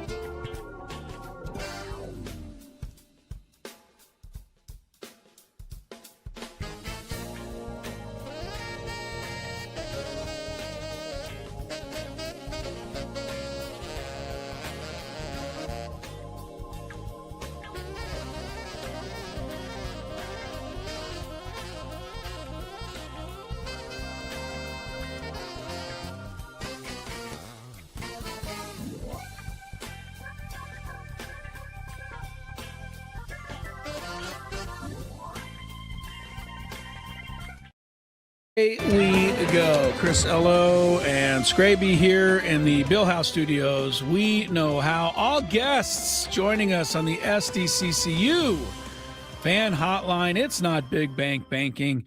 It's better. And Amy Lupo, president, NASCAR San Diego, and giving us the news, confirming it. It's done. The NASCAR race is coming back. Actually, races. There's a whole weekend worth of stuff. And they'll be coming back next year. This year, the weekend of July 21, 2, 3, something like, or June 21, 2, 3. Next year, July 30th through August 1st. I like that they moved it back. She moved it made back a little bit. She said, All-Star break is out of the way. You got Well, they had it Comic-Con on my out of the birthday way. weekend last year. You can't be trying to compete with that. That You is know true. that. I forgot. I'm sorry. Yeah, a lot of people were out of town celebrating. Yes, they were. So it was unfortunate. Yes. But anyway, NASCAR race back for another year. That is great stuff. Padres have the Pirates again tonight, game 2. Game 1 just ended a little while ago. One of the longest games in baseball this entire year, 4 hours and 10 minutes. I got to admit, I fell asleep. Oh, you did, huh? Did you wake up after it was over, or did you wake up and it was still going and you didn't know what was happening? No, I will. Okay, so I Did you was ever trying. have that? You know, yes, that, of course. Yeah, we all do, right? You get up and you don't even know where you are. Yeah. You're like, what? So it was like, what, 10:30 or something? And I was like, all right, I'm just going to go lay in bed and watch the rest of this game. Yeah. And then it goes to the bottom half of the 12th, and I fell asleep, and then I woke up to Mary Lou's breaking down the loss. So that was great. Nah, Mary Lou's did not have good news for you. Yeah, Mary she did not. Lou's with bad news, as it were. Yeah, that's a game you feel you should win in the sense of Morejon gets a scoreless 10th and he gets a scoreless 11th. So you had 2 chances to score with a runner at second base. And in both cases, you popped up the bunt. It's so frustrating when you cannot do get that runner on second home. You know, but if you can't bunt, you can't win. That was brutal. And, you and I have been through it. Everybody listens. They go, Chris, you're an old man. Stop it. Stop complaining. Stop telling these guys they need to hustle. Fernando doesn't need to hustle. He's the best player in baseball. I agree. Okay. Manny doesn't need to hustle. He's Manny. Okay. These guys don't need to know how to bunt. Bunting isn't in the game anymore. Okay. But now, I guess you wish this. they could have bunted last night. I will say this. I'm not sure about trusting Dustin Harris to bunt.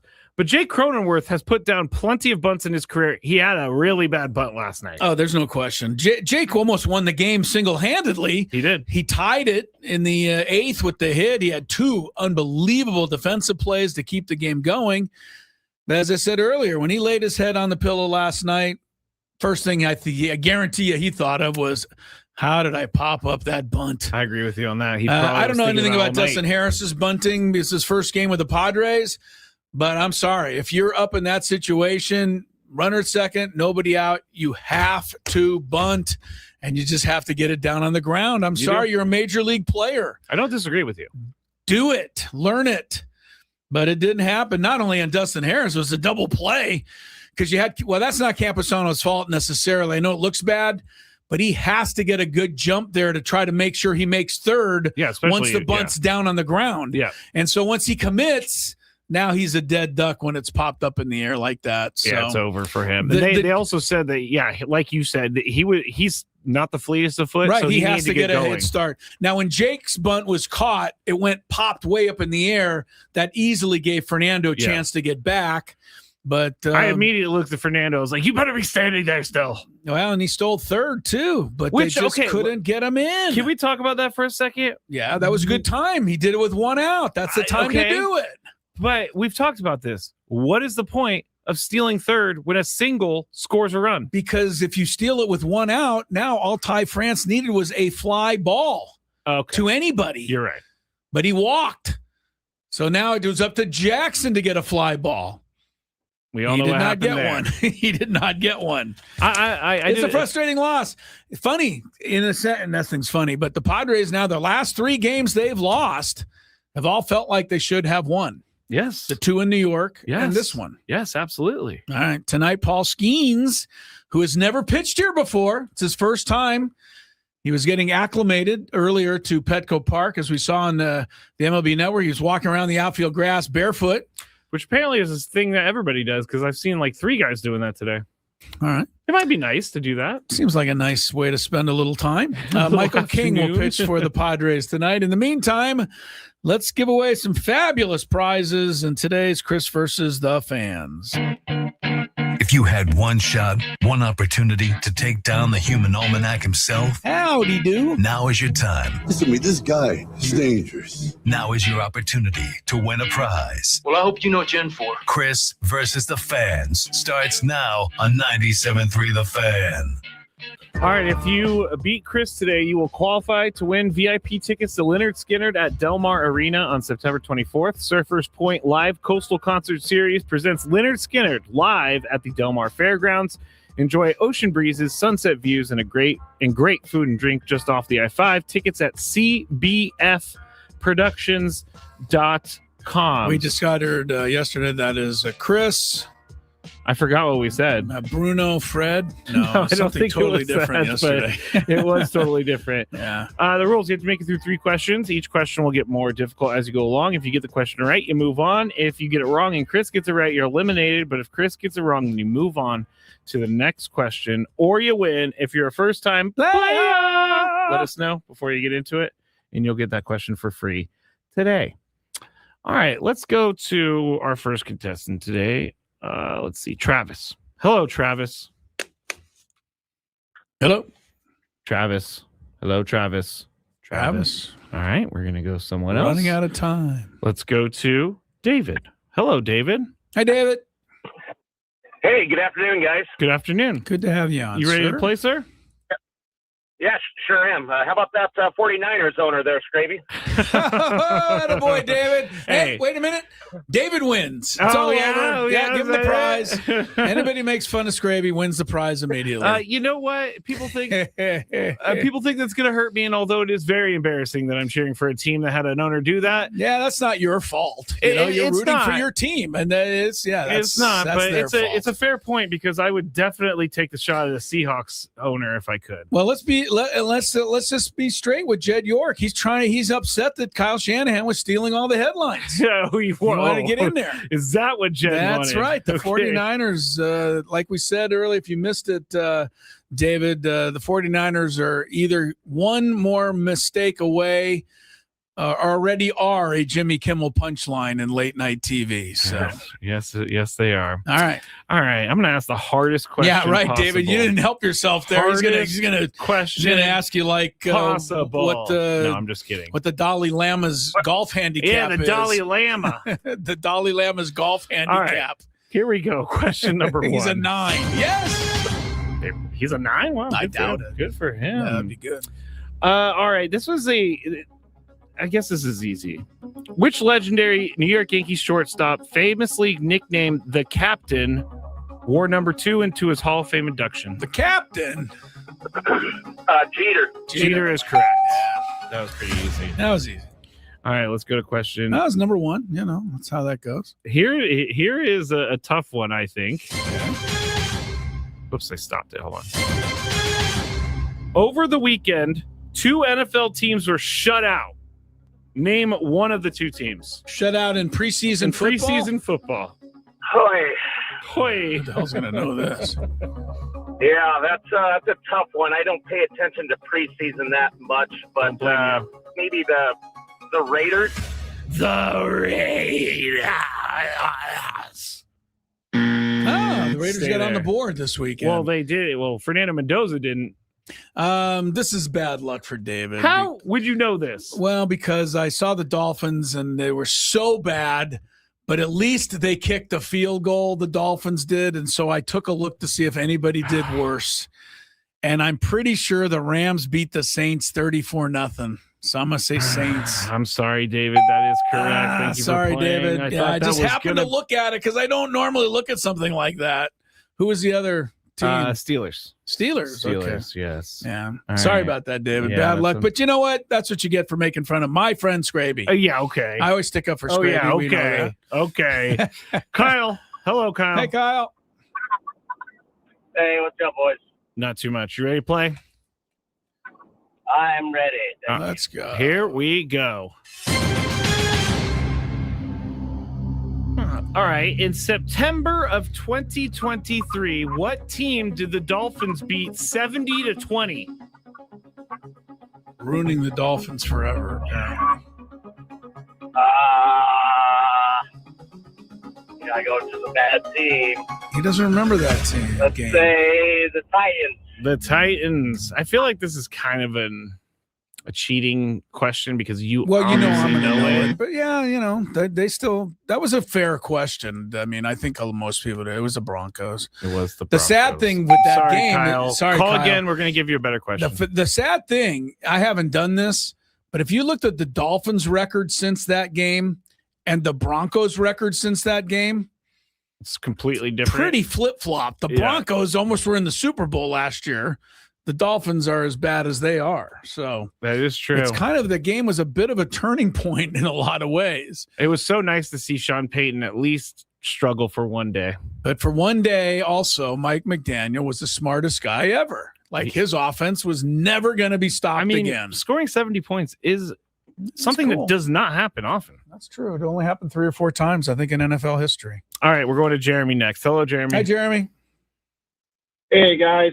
I just realized it's probably not a good time for me to call in because I've been paying attention to NFL at all. Oh, that's okay. Not every question's an NFL question. Scrape could go anywhere. Yeah, here we go, Jeremy. Question number 1. And Chris could miss them.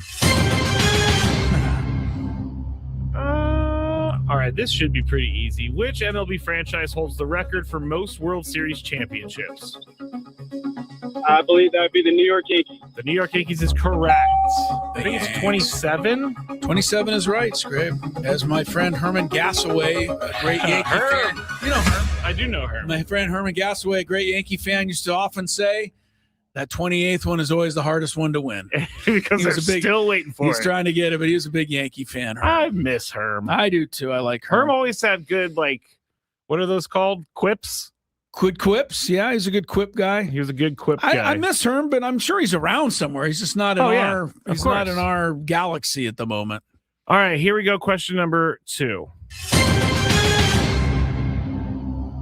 In October of 2012, Drew Brees broke Johnny Unitas' NFL record by throwing a touchdown pass in his 48th consecutive game. Which team did he achieve this against? Who did the record? Drew Brees broke Johnny Unitas' record. Which AFC team did he do this against?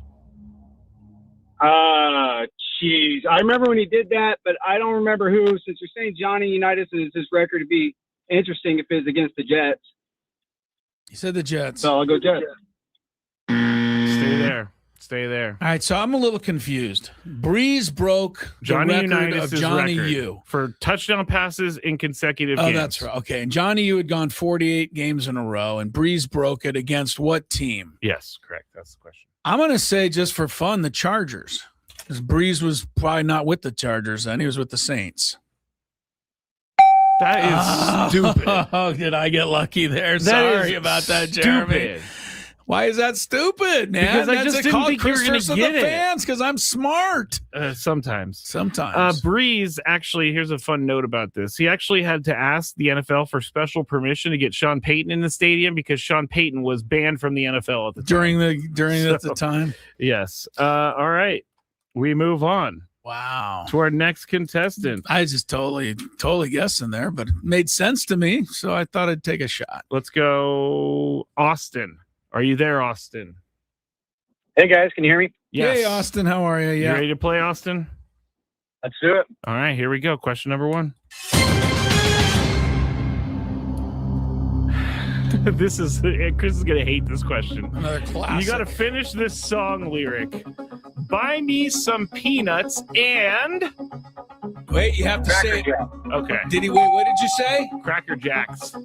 No, it's not Cracker Jacks. There's no such thing as... You said it right. Austin said it right. Oh, yeah, Austin said it right. Austin said Cracker Jack. Yes, that's it. You said Jacks.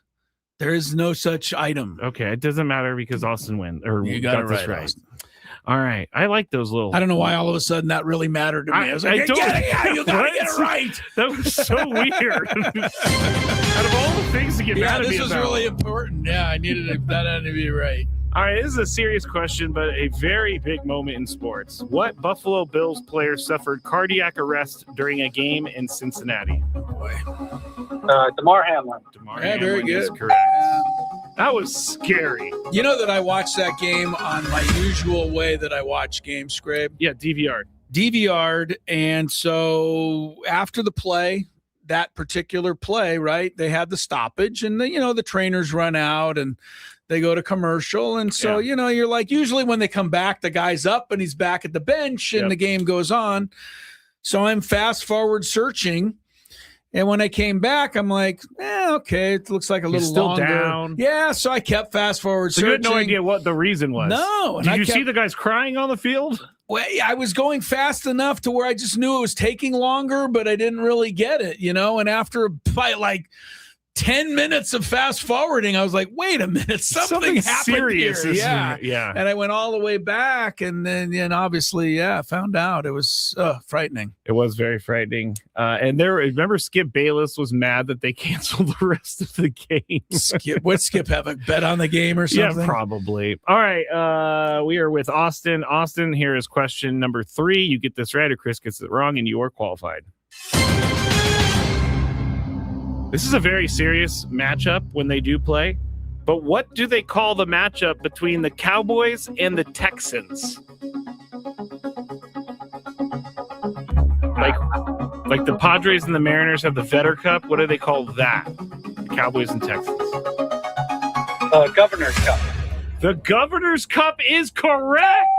How did you know that? I just thought I was going to say like the Battle for Texas. No, the Governor's Cup is correct. All right, Austin, you are the winner. Stay right there. I'm going to get your information in the break. But yes, every time they play, it's called the Governor's Cup. Well, by golly, the Governor's Cup. Governor's Cup. I don't know how who owns often the Governor's Cup right now. I think they just play in preseason because it even is they up for counted in the grabs. preseason. Yeah, because they don't play often during the season.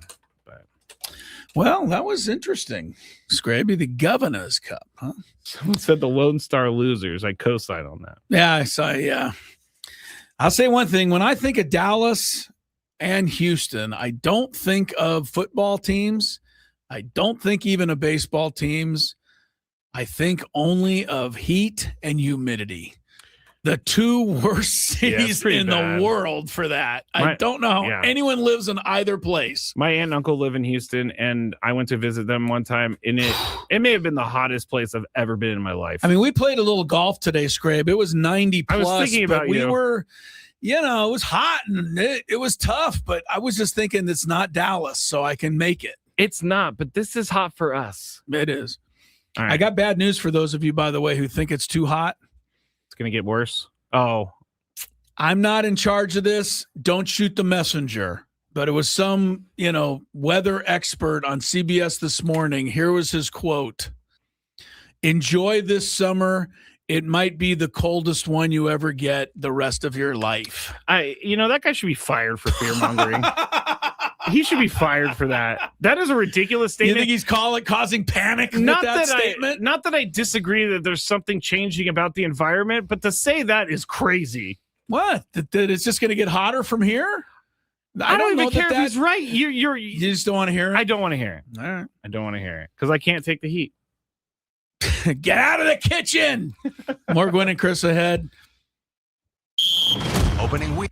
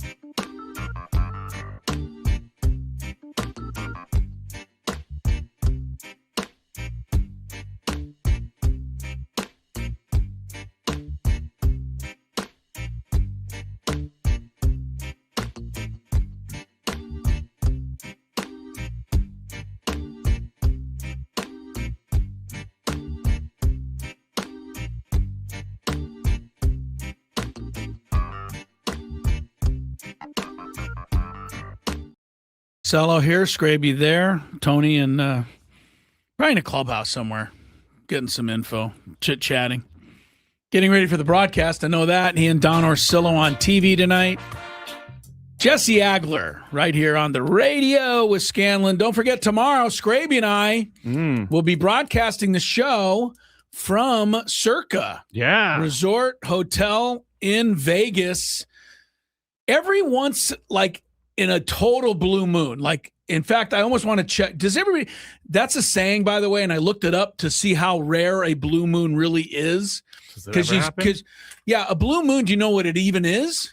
Because see, people, you say it, you don't even think of it. Eclipse or something. A blue moon is when there's a second full moon in the same month.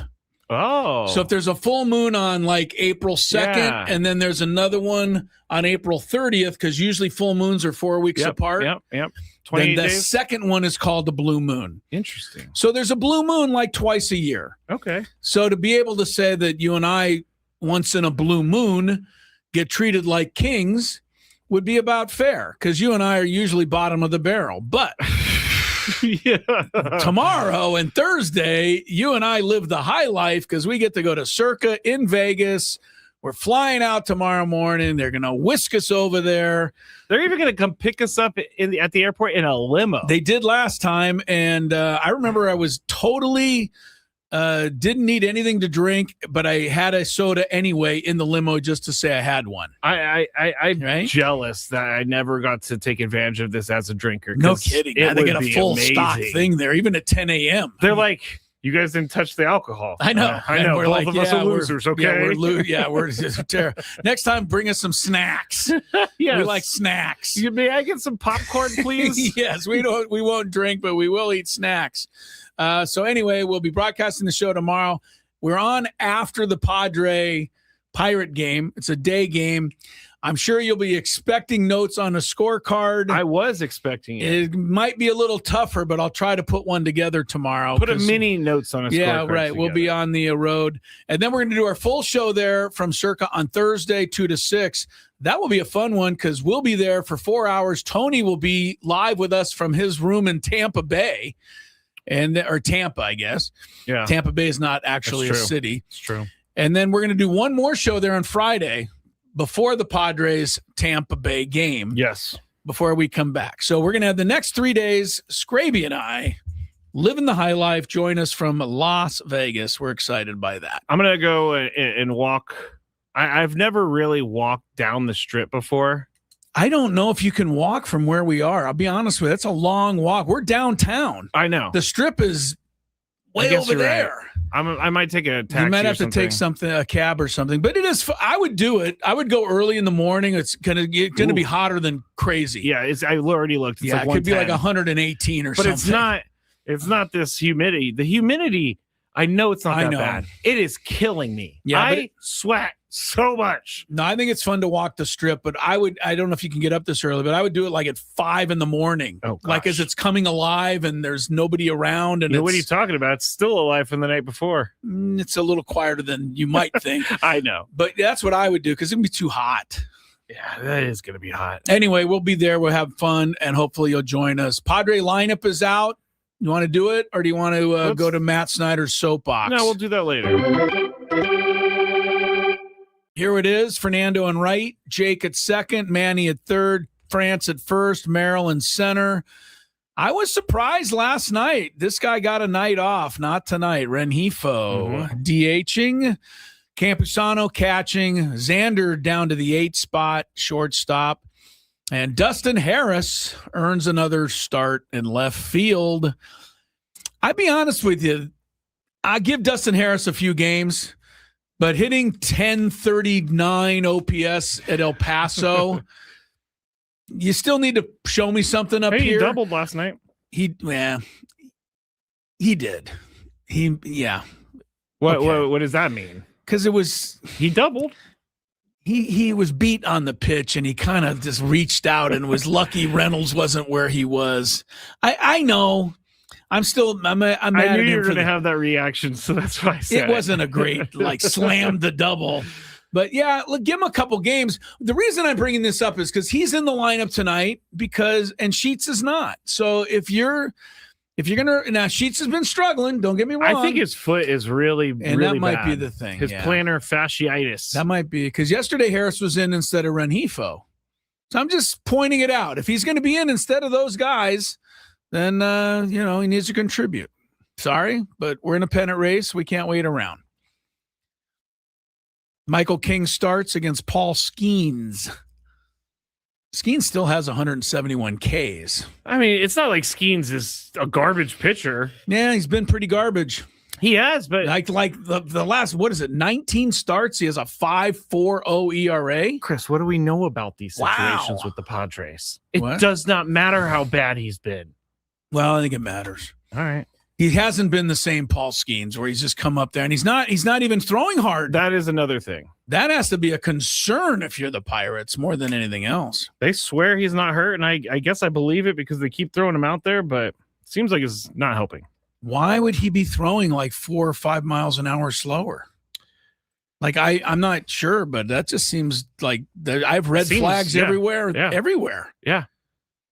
So maybe I hope he's not hurt because Paul Skeens, other than tonight, but Paul Skeens is good for baseball. Jacob Mizorowski is good for baseball. But, how much longer can these guys keep doing what they're doing? It's looking. Yeah, I don't know what's up with Paul Skeens. For the sake of baseball, I do hope that he finds his way back. Yeah, starting next start. Yeah. By the way, yeah, who's returning to the Dodgers tonight? By the way, it's about that time is of it year. Glasnow? Oh yeah, Glasnow's back. Oh my gosh, I can't even waste any time on that. Blake Snell has started 3 games. He's barely given up a single hit. He was so on his deathbed all summer long. He couldn't possibly pitch. It bothered me too. And now all of a sudden, Blake Snell is Cy Young again. Again. Drives us crazy. Still on the show, the Big Five. In the 5 o'clock hour, we'll have whatever news there is from the ballpark to pass along to you. Get you ready for tonight's game. And Rob Manfred has spoken about the potential upcoming baseball lockout. And guess what, everybody? This is Manfred. Order. He's calling order. Oh, that's it. Order. All right, that's Rob Manfred. No, he doesn't say I was good. Order. He says order. Corey, order. Yeah, Corey, sit down. But at 5 o'clock, we'll tell you why Rob Manfred says we have nothing to worry about. Nothing to see here. Nothing at all. Don't concern yourself with a possible lockout. Nothing at all. All the good news at 5 o'clock, but Scraby's Big Five next.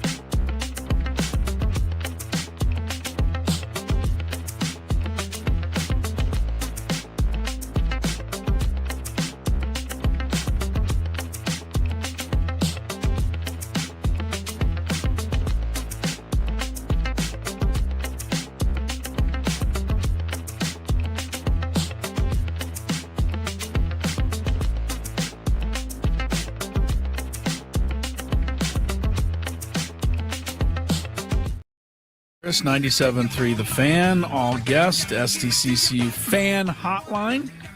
Not big bank banking, it's better. Earlier, we had Amy Lupo from NASCAR San Diego confirm and tell all of us that NASCAR is coming back next July to the Naval Base Coronado. Really exciting news. I cannot hear that without picturing Rashi Rice leaving a trail of wanting reporters in his wake as he sped away from jail. I don't even know if I can call those guys reporters. Well, yeah, you're right. But, oh, man, Rashi. But Rashi said he learned lessons. He's going to be great. He's figured it all out. And for his case, I really hope he does. And Andy Reid is all behind it 100%. Of course he is. Are people, we got to get to your big five, but are people sleeping on the Chiefs? Probably. Because we're hearing Denver, obviously, and the Chargers are the big ticket in the West. They're going to have to beat Patrick Mahomes unless he gets hurt again. Mm-hmm. But chances are he's not going to get hurt. So what changes? Like, why are the Chiefs not great? Whenever Patrick Mahomes is there, they win. So maybe because they don't have a strong. Because Kelsey's not the same. Kelsey's not the same. Rasheed Rice is not the same. I don't know. They got a good running back now. They got the guy from Seattle. I forget his name. Kenneth Walker. Kenneth Walker, yes. Well, we'll see. I mean, defense matters too. But it does. If you got Patrick Mahomes, to me, you got a shot. I mean, I hate to admit it because I love it when the Chiefs were 6-11 like last year. All right, let's do the big five. It's that time of the show when we check on the latest in sports. Only the most important topics and questions are brought to light. Stop what you're doing and listen. These news stories will astound and amaze you. The one, the only. Oh my God, who the hell cares? The Big Five starts now on 97.3 The Fan. We're broadcasting live from the Bill House Studios where we know how. And, we're going to start with something that it enters my mind every year around this time, and it's the Little League World Series. And I feel like over time, the Little League World Series has done what every single thing in sports has done, which has become completely commercialized. Yeah. So and all for money. It's corporate. It's corporatized. Yeah. And so I've been talking to people, and I asked them if they watched the Little League World Series, and some say they're really into it. Some say they do not care. But I guess what I'm going to ask you, Chris, is has Little League become too much for you? The Little League World Series. Yeah. You're asking me because I walk in here every day and it's on, and I'm like, ugh. I don't feel different from you, though. Well, it's just lost a lot of its lost its meaning. Charm. It's lost its meaning. I don't know how much it has, but I assume it has. I want to love these kids from Sweetwater that went to the World Series this year. I want to love the kids that went from Bonita Vista before and Eastlake before that, and all of these other teams. We've had a lot of them from San Diego that have gone. Yeah. I just wonder. Yeah, how many of those kids really grew up in that neighborhood and just happened to play for that Little League? Oh, I have no idea. Because that's how Little League used to be. Now, guys are transferring in, and they got corporate travel ball. Yeah. Kids are 11 years old. Yeah. They're away from home all summer. I mean, where does it end? That worries me. Saw a good story the other day. They interviewed an NBA guy a former NBA guy whose son played 7th grade high school, or 7th grade, right, which is junior high or whatever that is.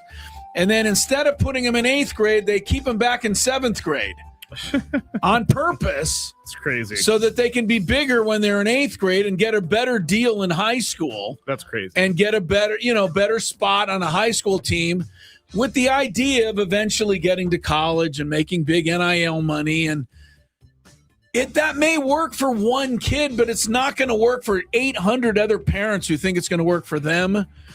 It's just the charm is going away fast if it hasn't left already. So Andy says, I hate to blame the Little League kids because I don't think they know what's happening. It's not about them. Right. It's about everybody else who's running the show. Yeah, it's not about the kids at all. Yeah. I want to make that clear that we're not talking about the kids. Yeah.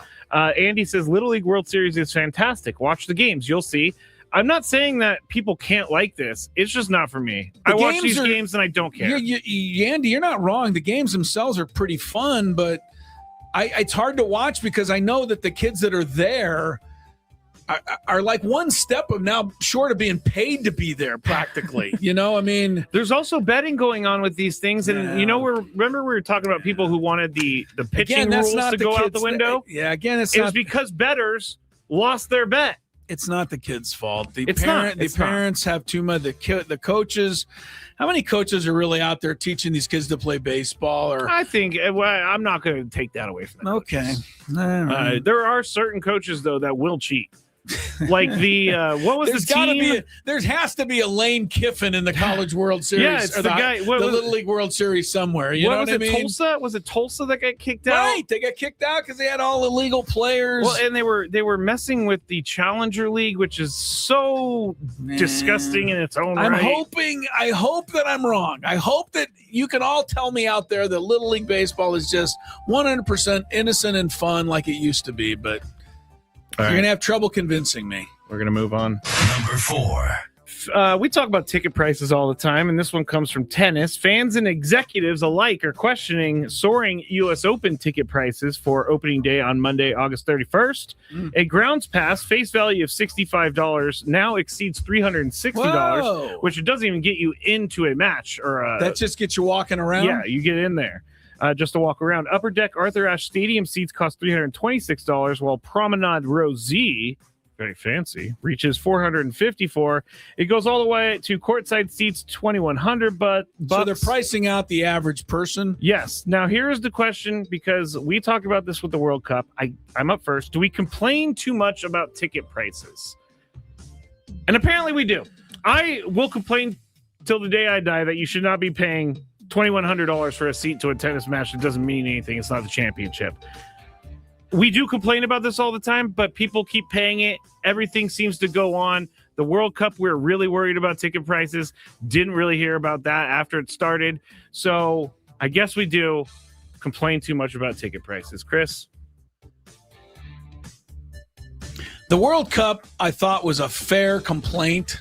In what I was hearing and reading, yeah, seemed like nobody'd be able to go to that thing. Yeah, like $3,000 or $4,000 a ticket, right? And every match was a complete, utter sellout. And then I remember running into a couple of young ladies who were sitting next to us, Lori and I, when we were in Dallas, and they had their Argentina unis on or whatever. So I asked them. I said, "Are you going to the match?" I said, "Yeah." I go, "You mind? Did you, pay for tickets?" Yeah.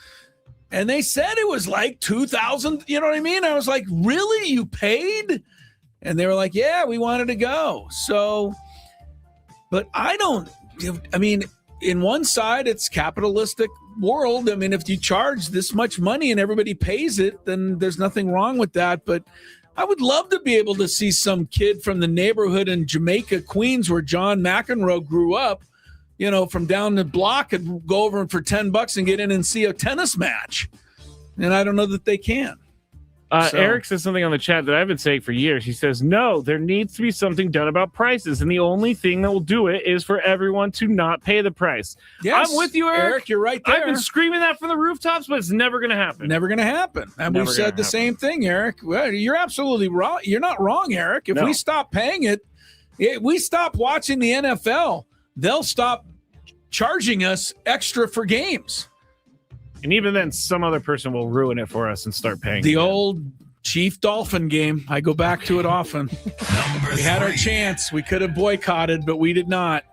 PGA Tour CEO Brian Rolap stated today there are no plans to offer LIV Golf players a fast track back to the tour, including reopening the, quote, returning members program that was used by Brooks Koepka in January. Koepka gained immediate entry to regular events but was barred from signature events. He lost equity eligibility and made a $5 million charity donation.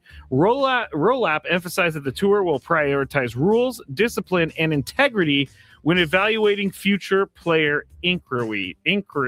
Whoa. That's a tough word. Yeah, that's a tough one. Chris, is this the right way to do it? So what happened here? Koepka's what? So Koepka got back in. Basically, they just made up something. Right, they let him back in the PGA. And now that Liv is probably done, all these players are going to start asking to come back. Right. And this CEO saying, hey, hold on. We're not just going to accept you back with open CEO arms. PGA? Yes. Yeah, I think they gotta make them jump through a few hoops. I don't know what the hoops are, but I think you gotta. I mean, a hoop or two. You have to protect the people who stayed, don't you? He did say at least that's a little part of bit. it. That's part of it. Yeah. If you did not go and jump to Live, then you will get some sort of benefit from us. That needs to happen. I don't disagree with that. But remind me in the 5 o'clock hour to tell you who my new all-time professional golfer is, Scraby, and why he is. Just remind me. I have a big moment and a thing to share with you in the 5 o'clock hour. But I have a new favorite golfer. I love this guy. And anyway, I need to share. Okay. I'm bubbling over. For me, this is not the right way to do it. You What? can't act like a stuffy sports league and then ask people not to think of you as a stuffy sports league. This is very golf to me. We can't accept you back. I have no problem having them jump through a few hoops, but to just like completely turn your back on these players is stupid. You don't want to turn your back on them. No, I don't want to turn. No, I don't either. Jump but through hoops, yes. I think a hoop or two is necessary. I you agree. have to protect the people who stayed somehow. Agree. But In just fact, to I say think that we're not going to accept people back is crazy. Everybody who went to Live has to give everyone on the PGA Tour $10,000. Each guy. And then fans too. And the fans and the people on the radio who talk about them. Yeah. I mean, $5 million, that charity donation from Brooks Koepka, that's not a small amount of money to be donating to charity. $5 million. All right. Number 2. I can't show the video. We don't have enough time, but China's Tiangong Ultra humanoid robot. If you haven't seen you gotta this, show the video. I can't get it. You can't get it going? Not in time. Oh, It takes people too want long. to see it. Well, you can Google about this. Yeah, Google this. It's funny. China robot runs the 100 meters. Yeah. But it ran it faster than what Usain Bolt ran it in. This robot ran it in 8.86 seconds. Right. So the new world record in the 100 meters is held by a robot, Yes. not Usain Bolt anymore. Yes. And the best part about this is that they don't have any way of slowing down. It is funny. They just run right into a That's why you want to watch wall. the video, because the robot just speeds across the line and then just smashes into the wall. And their legs are still moving, and Right. so it just keeps them going. It's so and in good. the video, don't they have one robot that is supposed to be Usain Bolt? Yes. And then But that's the other the one just- speed that yeah, Usain yeah, Bolt ran. yeah. And then this other robot just blows past it. All right. So where's the question? Yeah, my question is, I'm up first. I'll be quick. How Okay. long until we are betting on robot races? If they're allowing a bet tomorrow, it will happen. Chris? Yeah, we bet on anything. I just wonder, are we going to really want to see the Olympics anymore? Are we just going to want to see robots run Hey, these things? if they run into that wall, that was fun. and I get to watch it, I'm fine with it. Yeah, it was funny. Yeah. The answer was- Scraby, you and I live at the right time. If we were like 4 years old, they would replace us by the time we're adults with robots. We just wouldn't even need to exist anymore. Like, I think we're old enough now where we'll make it. Yeah. Okay. But the kids that are like 2 or 3 years old, forget your futures. You're all going to be replaced by robots. That makes me Get ready scared for for it. my nephew. And Yeah, I niece. got bad news for your nephews. Sorry. But we will be betting on The this. robot thing is coming. It's here. It's passing here. us. Here is something to finish out the hour. KFC is releasing a new Oreo chicken burger. It's that going to sounds feature terrible. Oreo-style buns, mashed potatoes covered in crushed Oreo pieces, a fried chicken fillet, and it launches in China in 3 days. Taking a trip, Chris? No, no. I used to I would be eat kind this. of a fan of goofy food, and I like eating as much as anybody. But I don't know. The mashed potatoes I'm looking at covered in crushed Oreo pieces does look really gross. I mean, I know that we just had the Del Mar Fair, and they always have deep fried butter and stuff. Yeah. And I'm past that stuff. So that's me being an old man. All I right. have no interest in that stuff anymore. Sorry. More next. 97.3 The Fan. First pitch of the year to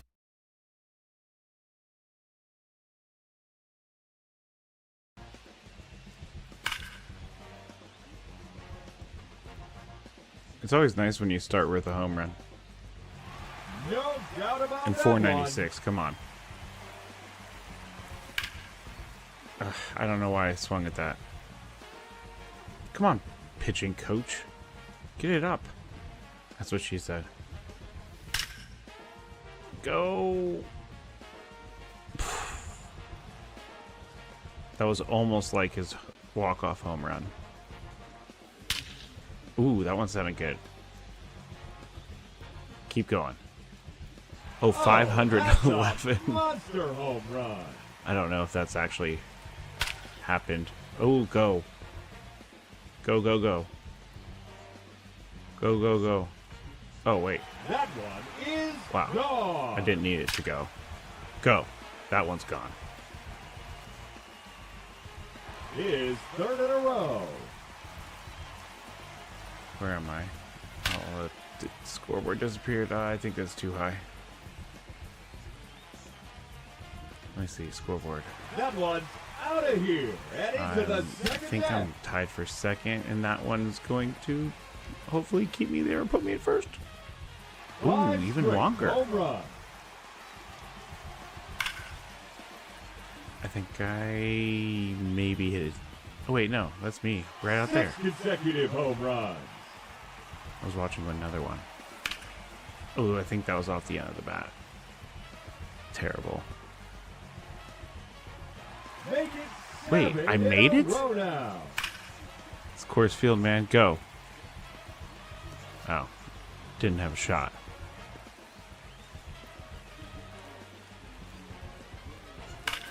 Oh, I think I'm too far ahead. Nope.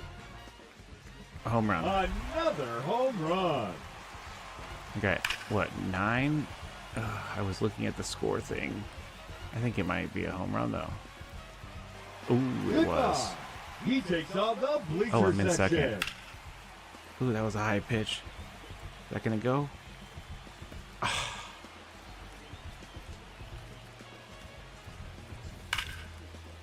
A little bit early. But it's gone. That one's out of here. Now 11 home runs for him. I'm hoping that one is. I don't know. Yes. And I'm having a hard time judging these things, apparently. Oh, that one just sounded amazing. So what, I have like a minute left with 13 home runs. I'm still in second. Oh, that one. I need to basically hit a home run everywhere. Oh, that one worked. That's into the Didn't think it was bullpen. going to clear the wall. That one also sounded great. That is now Oh, wow. 5 in a row. Yes, I think I got it. 16 with what, 36 seconds 6 left? consecutive home runs. Oh, is it going to get inside the pole? Yes. Make it 7 in a row now. I need to keep up. Oh, that's not going to help me at all. It's 15 seconds left, and I'm in second. I need 2 home runs. I don't know. No. This is only the first round, but still. Ooh, that one was stroked. Oh, 495. There we go. Second deck. Take it.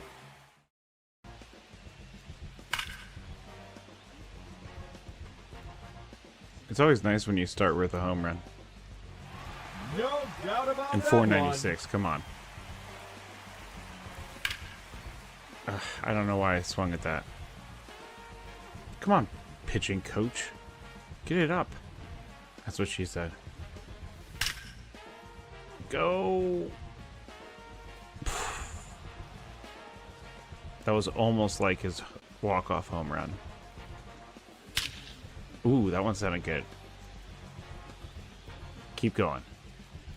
Oh, 511. Monster home run. I don't know if that's actually happened. Oh, go. Go, go, go. Go, go, go. Oh, wait. That one is Wow. gone. I didn't need it to go. Go. That one's gone. Is Sports stories out there. Welcome back, Gwynn and Chris, 97.3 The Fan.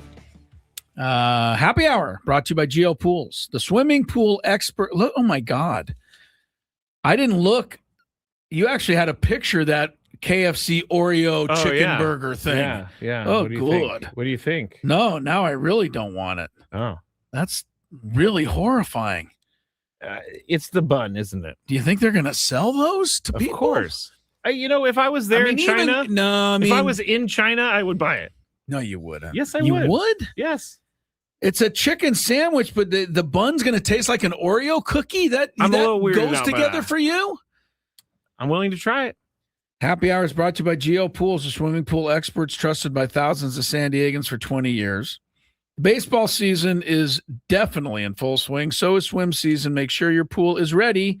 Call now, mention radio, get 20% off new service plans in 2026. All right, in this last hour, well, actually 40 minutes or so, anything to report? Yes. From the Padres? The Padres. Not really. I'm not really. seeing Everything right pretty now. quiet. Yeah, everything's pretty quiet right now. All right. Just go to the Twitter account at 97.3 The Fantasy and make sure you go and vote for Jesse and Tony to win the awful announcing MLB local radio announcers. That would be awesome if we could sweep the category. Oh, yeah. We already got the TV with Don and Mud. I do have some somewhat breaking news. That is breaking news. Yeah. Before you get to it, yes. Let me just remind what's coming up, though. Rob Manfred telling us all about what's coming up for the lockout and what we're worried about. He has no idea. Yes. I'll explain. Yes. And also, I'm not going to forget to tell you who my new favorite I have it written down. Golfer is and why they are my new favorite. I can't even think about what I know you can't. I can't even think about what you're but I'm talking gonna about. tell you. But first, why don't you give us a little? This is interesting news. It may kind of come to a head here if this works out the way I'm thinking. What's the story? Yeah, but before we talked about this earlier in the show, but we talked about how the Big Ten has put in a rule that that they don't want players who have gone pro to come back to college, either in the NBA or the NFL. And before you tell now, here's why this has happened. Though, remember. A lot of these kids, they played their fourth year of eligibility last year.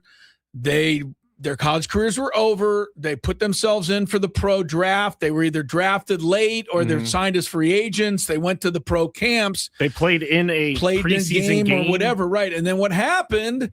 NCAA got some sort of stay from a judge somewhere, an injunction, or somebody filed a complaint. I don't remember exactly. But the rule was changed basically to where you have 5 years to play 5 years of eligibility. Well, that means a lot of these kids who put in for the draft after their fourth year are saying, wait a minute, now I get a fifth year. I want that. Yeah. So they're leaving the pros to try and go back to college.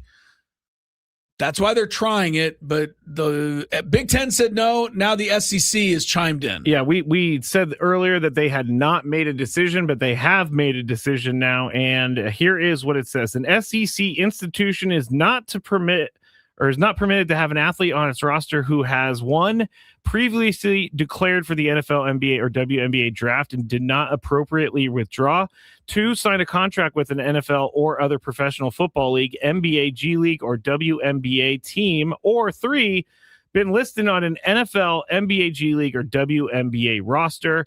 SEC Commissioner Greg Sankey has, quote, full and unlimited authority and to punish if you need to punish, and that even includes being able to, quote, suspend a school from competition. Oh God, Lane Kiffin may have. My goodness, Lane Kiffin, LSU may not play football this year because Lane's going to try to sneak the kid in. He'll probably try to get him in with the Bobby Valentine disguise, with the fake glasses and the mustache. Yes. Bobby Valentine was the manager of the Mets. Once got kicked out of a ball game, went back in the locker room and got a disguise.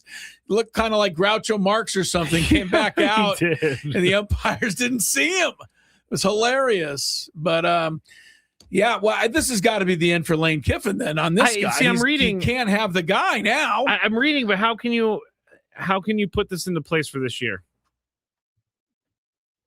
I don't think you can. Why? Can't you have any rule that you want? Yeah. If you're a private entity of some sort? I guess you're right, but I don't know how much power the NCAA has to say, look, if you went for the pros, sorry. But I understand the athlete side here. I do. I don't want the athletes playing, but I understand why this was a problem. They went pro because they didn't have a fifth year. Now the NCAA is granting that fifth year. Yep. So it's the NCAA's fault for, kind of being wishy-washy here. Yeah, let's be honest. And this is all because the NCAA didn't do their job. Yeah, and now you're going to punish the kids who tried to come back. Yeah, that's true. But it's your fault in the first place. But I also see where Greg Sankey is just saying, hey, no. And Greg Sankey is more powerful than pretty much anyone. Greg Sankey might be able to solve the baseball lockout if he just gets into it. You never know with the commissioner of the SEC, that guy. I'm not seeing anything about whether or not they're still allowed to play, but Kiffin's player from Old Miss, he can't possibly. Right? They can't let him and defensive play line, Xavier Harris. Well, there was the guy, remember the basketball player last year that went back to Alabama after he'd been a pro, and of course the old guy at Alabama. Oh, Nate Oates. Nate Oates. There's a high quality individual. Nate Oates gave every dumb excuse in the world why this was okay. Yeah. And we're just trying to help this kid whatever get back. Yeah, whatever, Nate. Anyway, the kid played a couple games, and then Sankey stepped in, and that was it for that guy. He did. So Sankey's going to win. He is going to win. End. We talked about that in already. the end, the conference is the last stop. All right. In fact, and this is I touched on this as a bit of an interlude to the next story, but Sankey was the MLB commissioner. I would feel better about there being an agreement because Sankey gets stuff done. I don't like the guy, but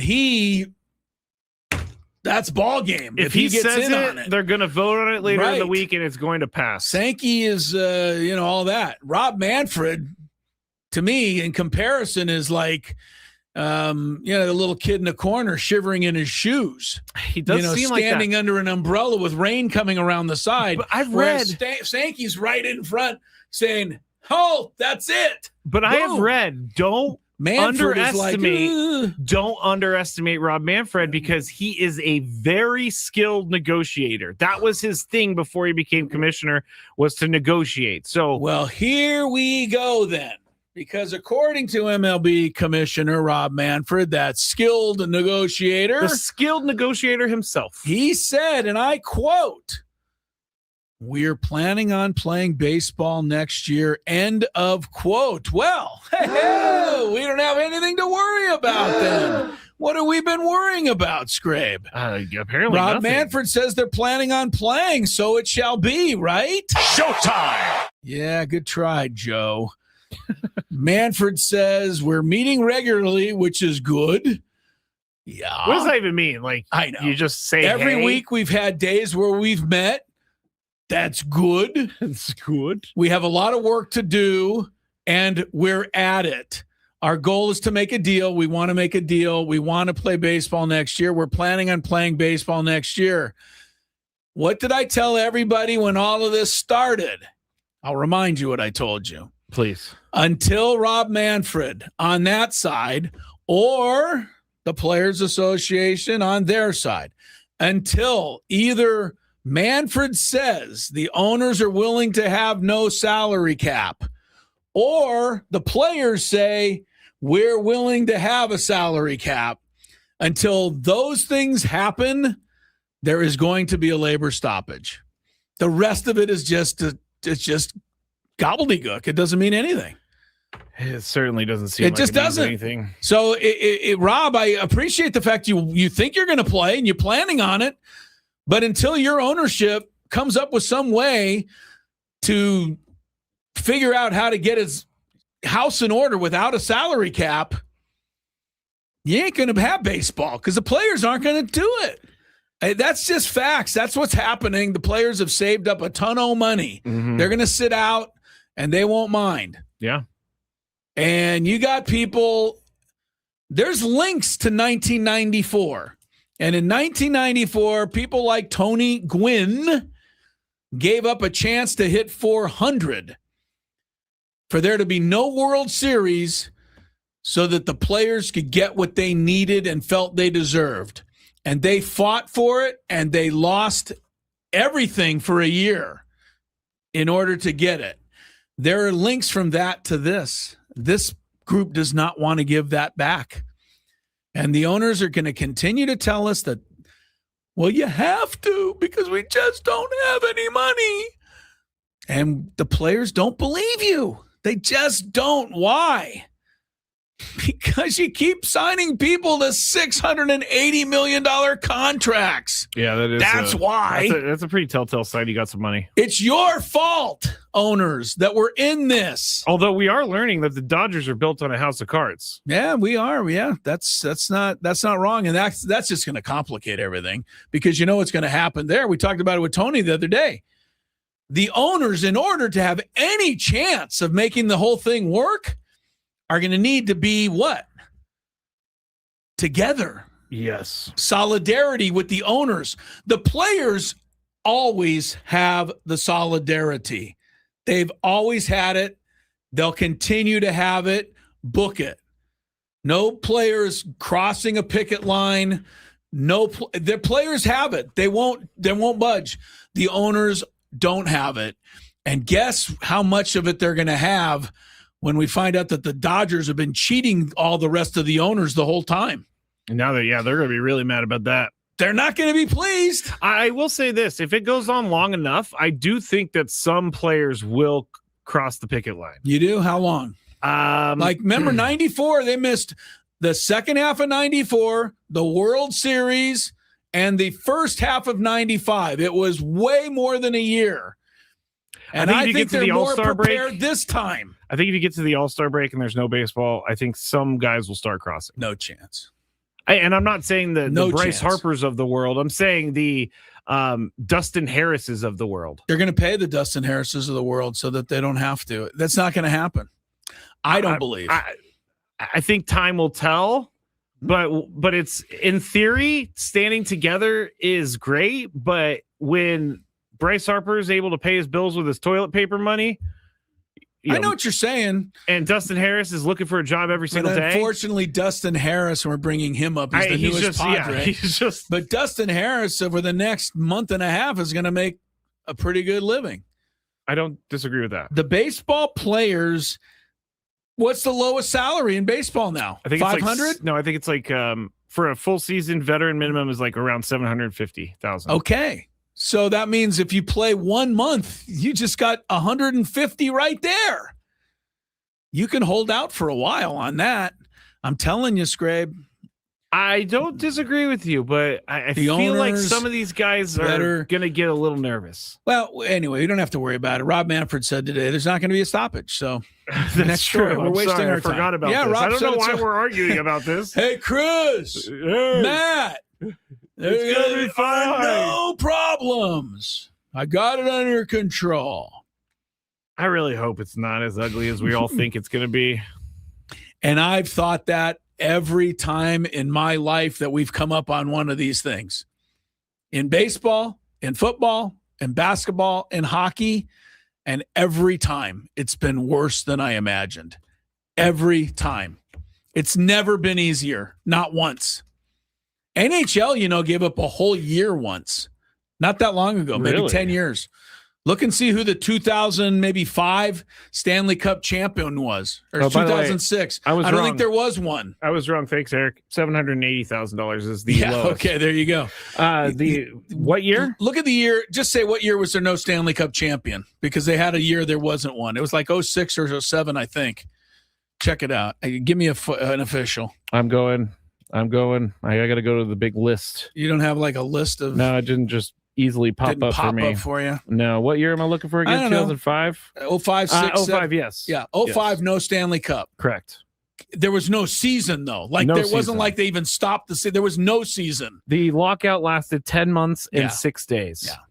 That's one for hockey. Lot less money at stake there, Scrape. A lot less money. Less. But they also have, I guess hockey players have more to gain.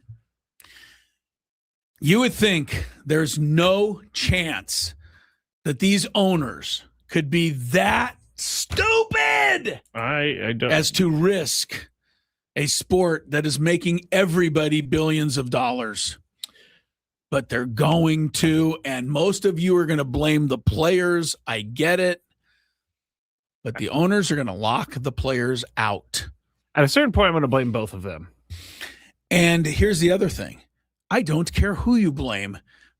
Just get baseball. Yeah. What I care about is that there's some games. When it comes down to it for us, I just want baseball. Me I mean, too. I want players to get their fair share. I want owners. But they're getting their fair share. And I want the owners to get their fair share, and they're getting their fair share. So figure it out. So who is going to, how are you guys going to meet in the middle? You dummies. You dummies. Ugh. It is complicated and annoying. That is for sure. All right. You know why everybody's listening right now? Because you want to give us your new golfer. They all want to know who my all-time new favorite golfer is. They're going to have to wait a minute. What? I don't want to get it in. We're coming in. Is it a famous golfer? It's somebody you've heard of. It's a golfer you know. Yeah, They're my new favorite golfer. PGA Tour player? LPGA Tour player? Nope. PGA Tour. All right. PGA Tour player. Believe... I will tell you. I will give you a clue. Okay. This player has won a major. That doesn't give me any clues. No, but I'm just saying. That's how good this player is in his life. All right. I have no idea. I really don't. Saying. But he's my new favorite player, and I'll explain why. And everybody I tell you about this guy, you're all going to like him too. This is a hot tease. More Gwynn and Chris is ahead. Padres and Pirates. Sam's pregame show is soon. Don't go anywhere. The Braden Surprise.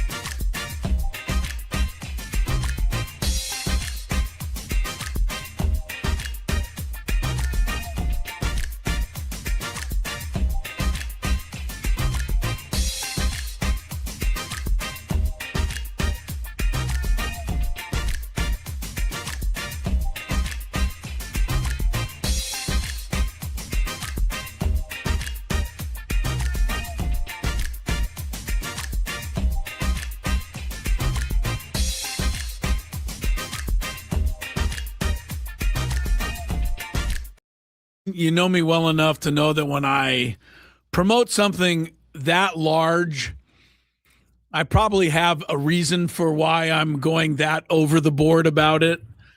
But I think anybody that's ever golfed will feel better about their game after I tell them what happened on this shot that made this particular golfer my favorite new golfer.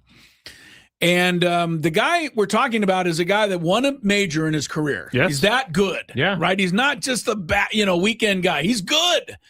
And I would say top 30 on the tour, top 40? Probably. Okay, top 30 or 40, but he has won a major. I think he might even won in San Diego before. Been darn close. He definitely did. Okay. So he's playing at and I'm not going to tell you his name yet. He's playing at the BMW Championship this past Sunday. So it was only a few days ago. And he birdies 4 of his first 8 holes. So he's a PGA Tour golfer. He's red hot, 4 out of 8 birdies. And coming down now the second 9 on the final day, he's 1 shot behind the lead. Wyndham Clark happens to be the leader. My guy, our new guy, steps up to the 9th tee.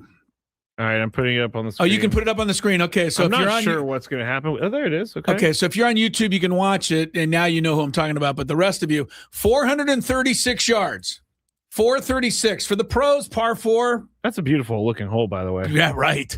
Going uphill a little bit to the left. Is that a hard? Oh, yeah. Is that a hard hole? 436 or? I wouldn't think so. Okay.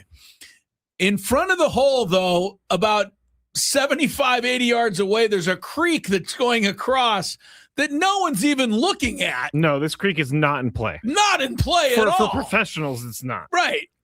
Until our guy tops his drive and it goes right into the creek. Jim Nantz says, quote, that creek has never been in play any tournament they've ever had here. Let's play the video because they have this commentary. All right, so play what you got. Here we go. All right, and then you'll find out who it is, too. Just one back. Gary Woodland. Yeah, Gary Woodland. Watch this. Whoa. Oh, my goodness gracious. He cold topped that, Trevor. You don't see that every day. Trevor, in the creek? Yeah, there's a creek right in front of these tee boxes here. That has never been in play. Any tournament they've ever had here. Never been in play. A great view to see. Thank you, Gary Woodland, for a 1 5-second moment, making all of us weekend and regular golfers feel, okay. It happened to a pro. I never thought I'd see the day. I know before. They can hit it over the green or hit it wide, but you don't ever see them top it off the tee 90 yards into a creek. No, but I have seen it before. It doesn't happen often, obviously, but I have seen it before. But you know what I'm saying. This was a miracle, something that you'll hardly ever see. My favorite is the person who does the clap, and then there's only one person clapping. Yeah. You couldn't clap for that one. Gary Woodland ends up in the creek, 97 yards away. Where'd he end up in the tournament? Let's see. He was forced to drop. He had to drop back on the tee box. Wow. Because they had no rule for this. So he ended up getting a double bogey there. And let's see. He was 3 shots back. I don't see. He ended up finishing 4th. All right. So you got the finish there. Anyway. He earned. So he Gary made Woodland, $856,000. Yeah, right. Okay. He's laughing all the way to the bank with his 156 grand that he made for topping the ball there. But anyway, Gary Woodland, thank you very much on behalf of all golfers who've all topped a ball into the creek. Thank you for doing that. I know that you don't feel good about it, but we all did. Seeing that happen. I can't imagine. Like when I hit a bad shot on a golf course, it bothers me. I cannot even imagine being in a tournament like that and doing something that you probably haven't done in 10 years. Done that since he's 8 years old. Yeah, that's crazy. Yeah, but it's fun. And he was on a roll, fun. 4 birdies, so he's feeling good about things when he stood up there. He was second in the tournament. Yeah, tops the tee shot. Jim Nantz didn't really quite know what to go with. Yeah, that creek has never been in play before. In any of the tournaments we've ever played here. And the second guy was like, or the color guy was like, hey, don't see that too often. Yeah, someone would go, oh my goodness. Yeah. Anyway, I just had some fun with that. Somebody told me about it today when we were out playing, and I said, I got to look this up because that's fun. It's fun for all of us. That is good. All right, Padres, let's get back to the real world.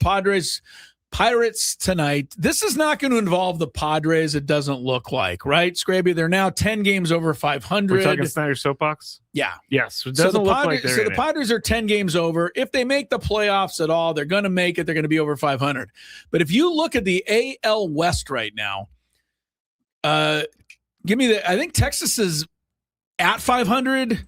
Houston is a half game behind them. Yeah, they're hovering. Right. And when the Twins came here this weekend, they were in the final playoff spot, but they were 2 games under 500 at the time. Rangers are 66-66. Yeah. Astros 65-66. Right. But the third wild card in the American League is under 500 as well. Yes. So Matt Snyder, a friend from CBS Sports, has brought something up. Why don't you go ahead and explain? Yeah, he says, I'm done with these teams making the playoffs he's upset now, that are under 500. So and he says no says, way, huh?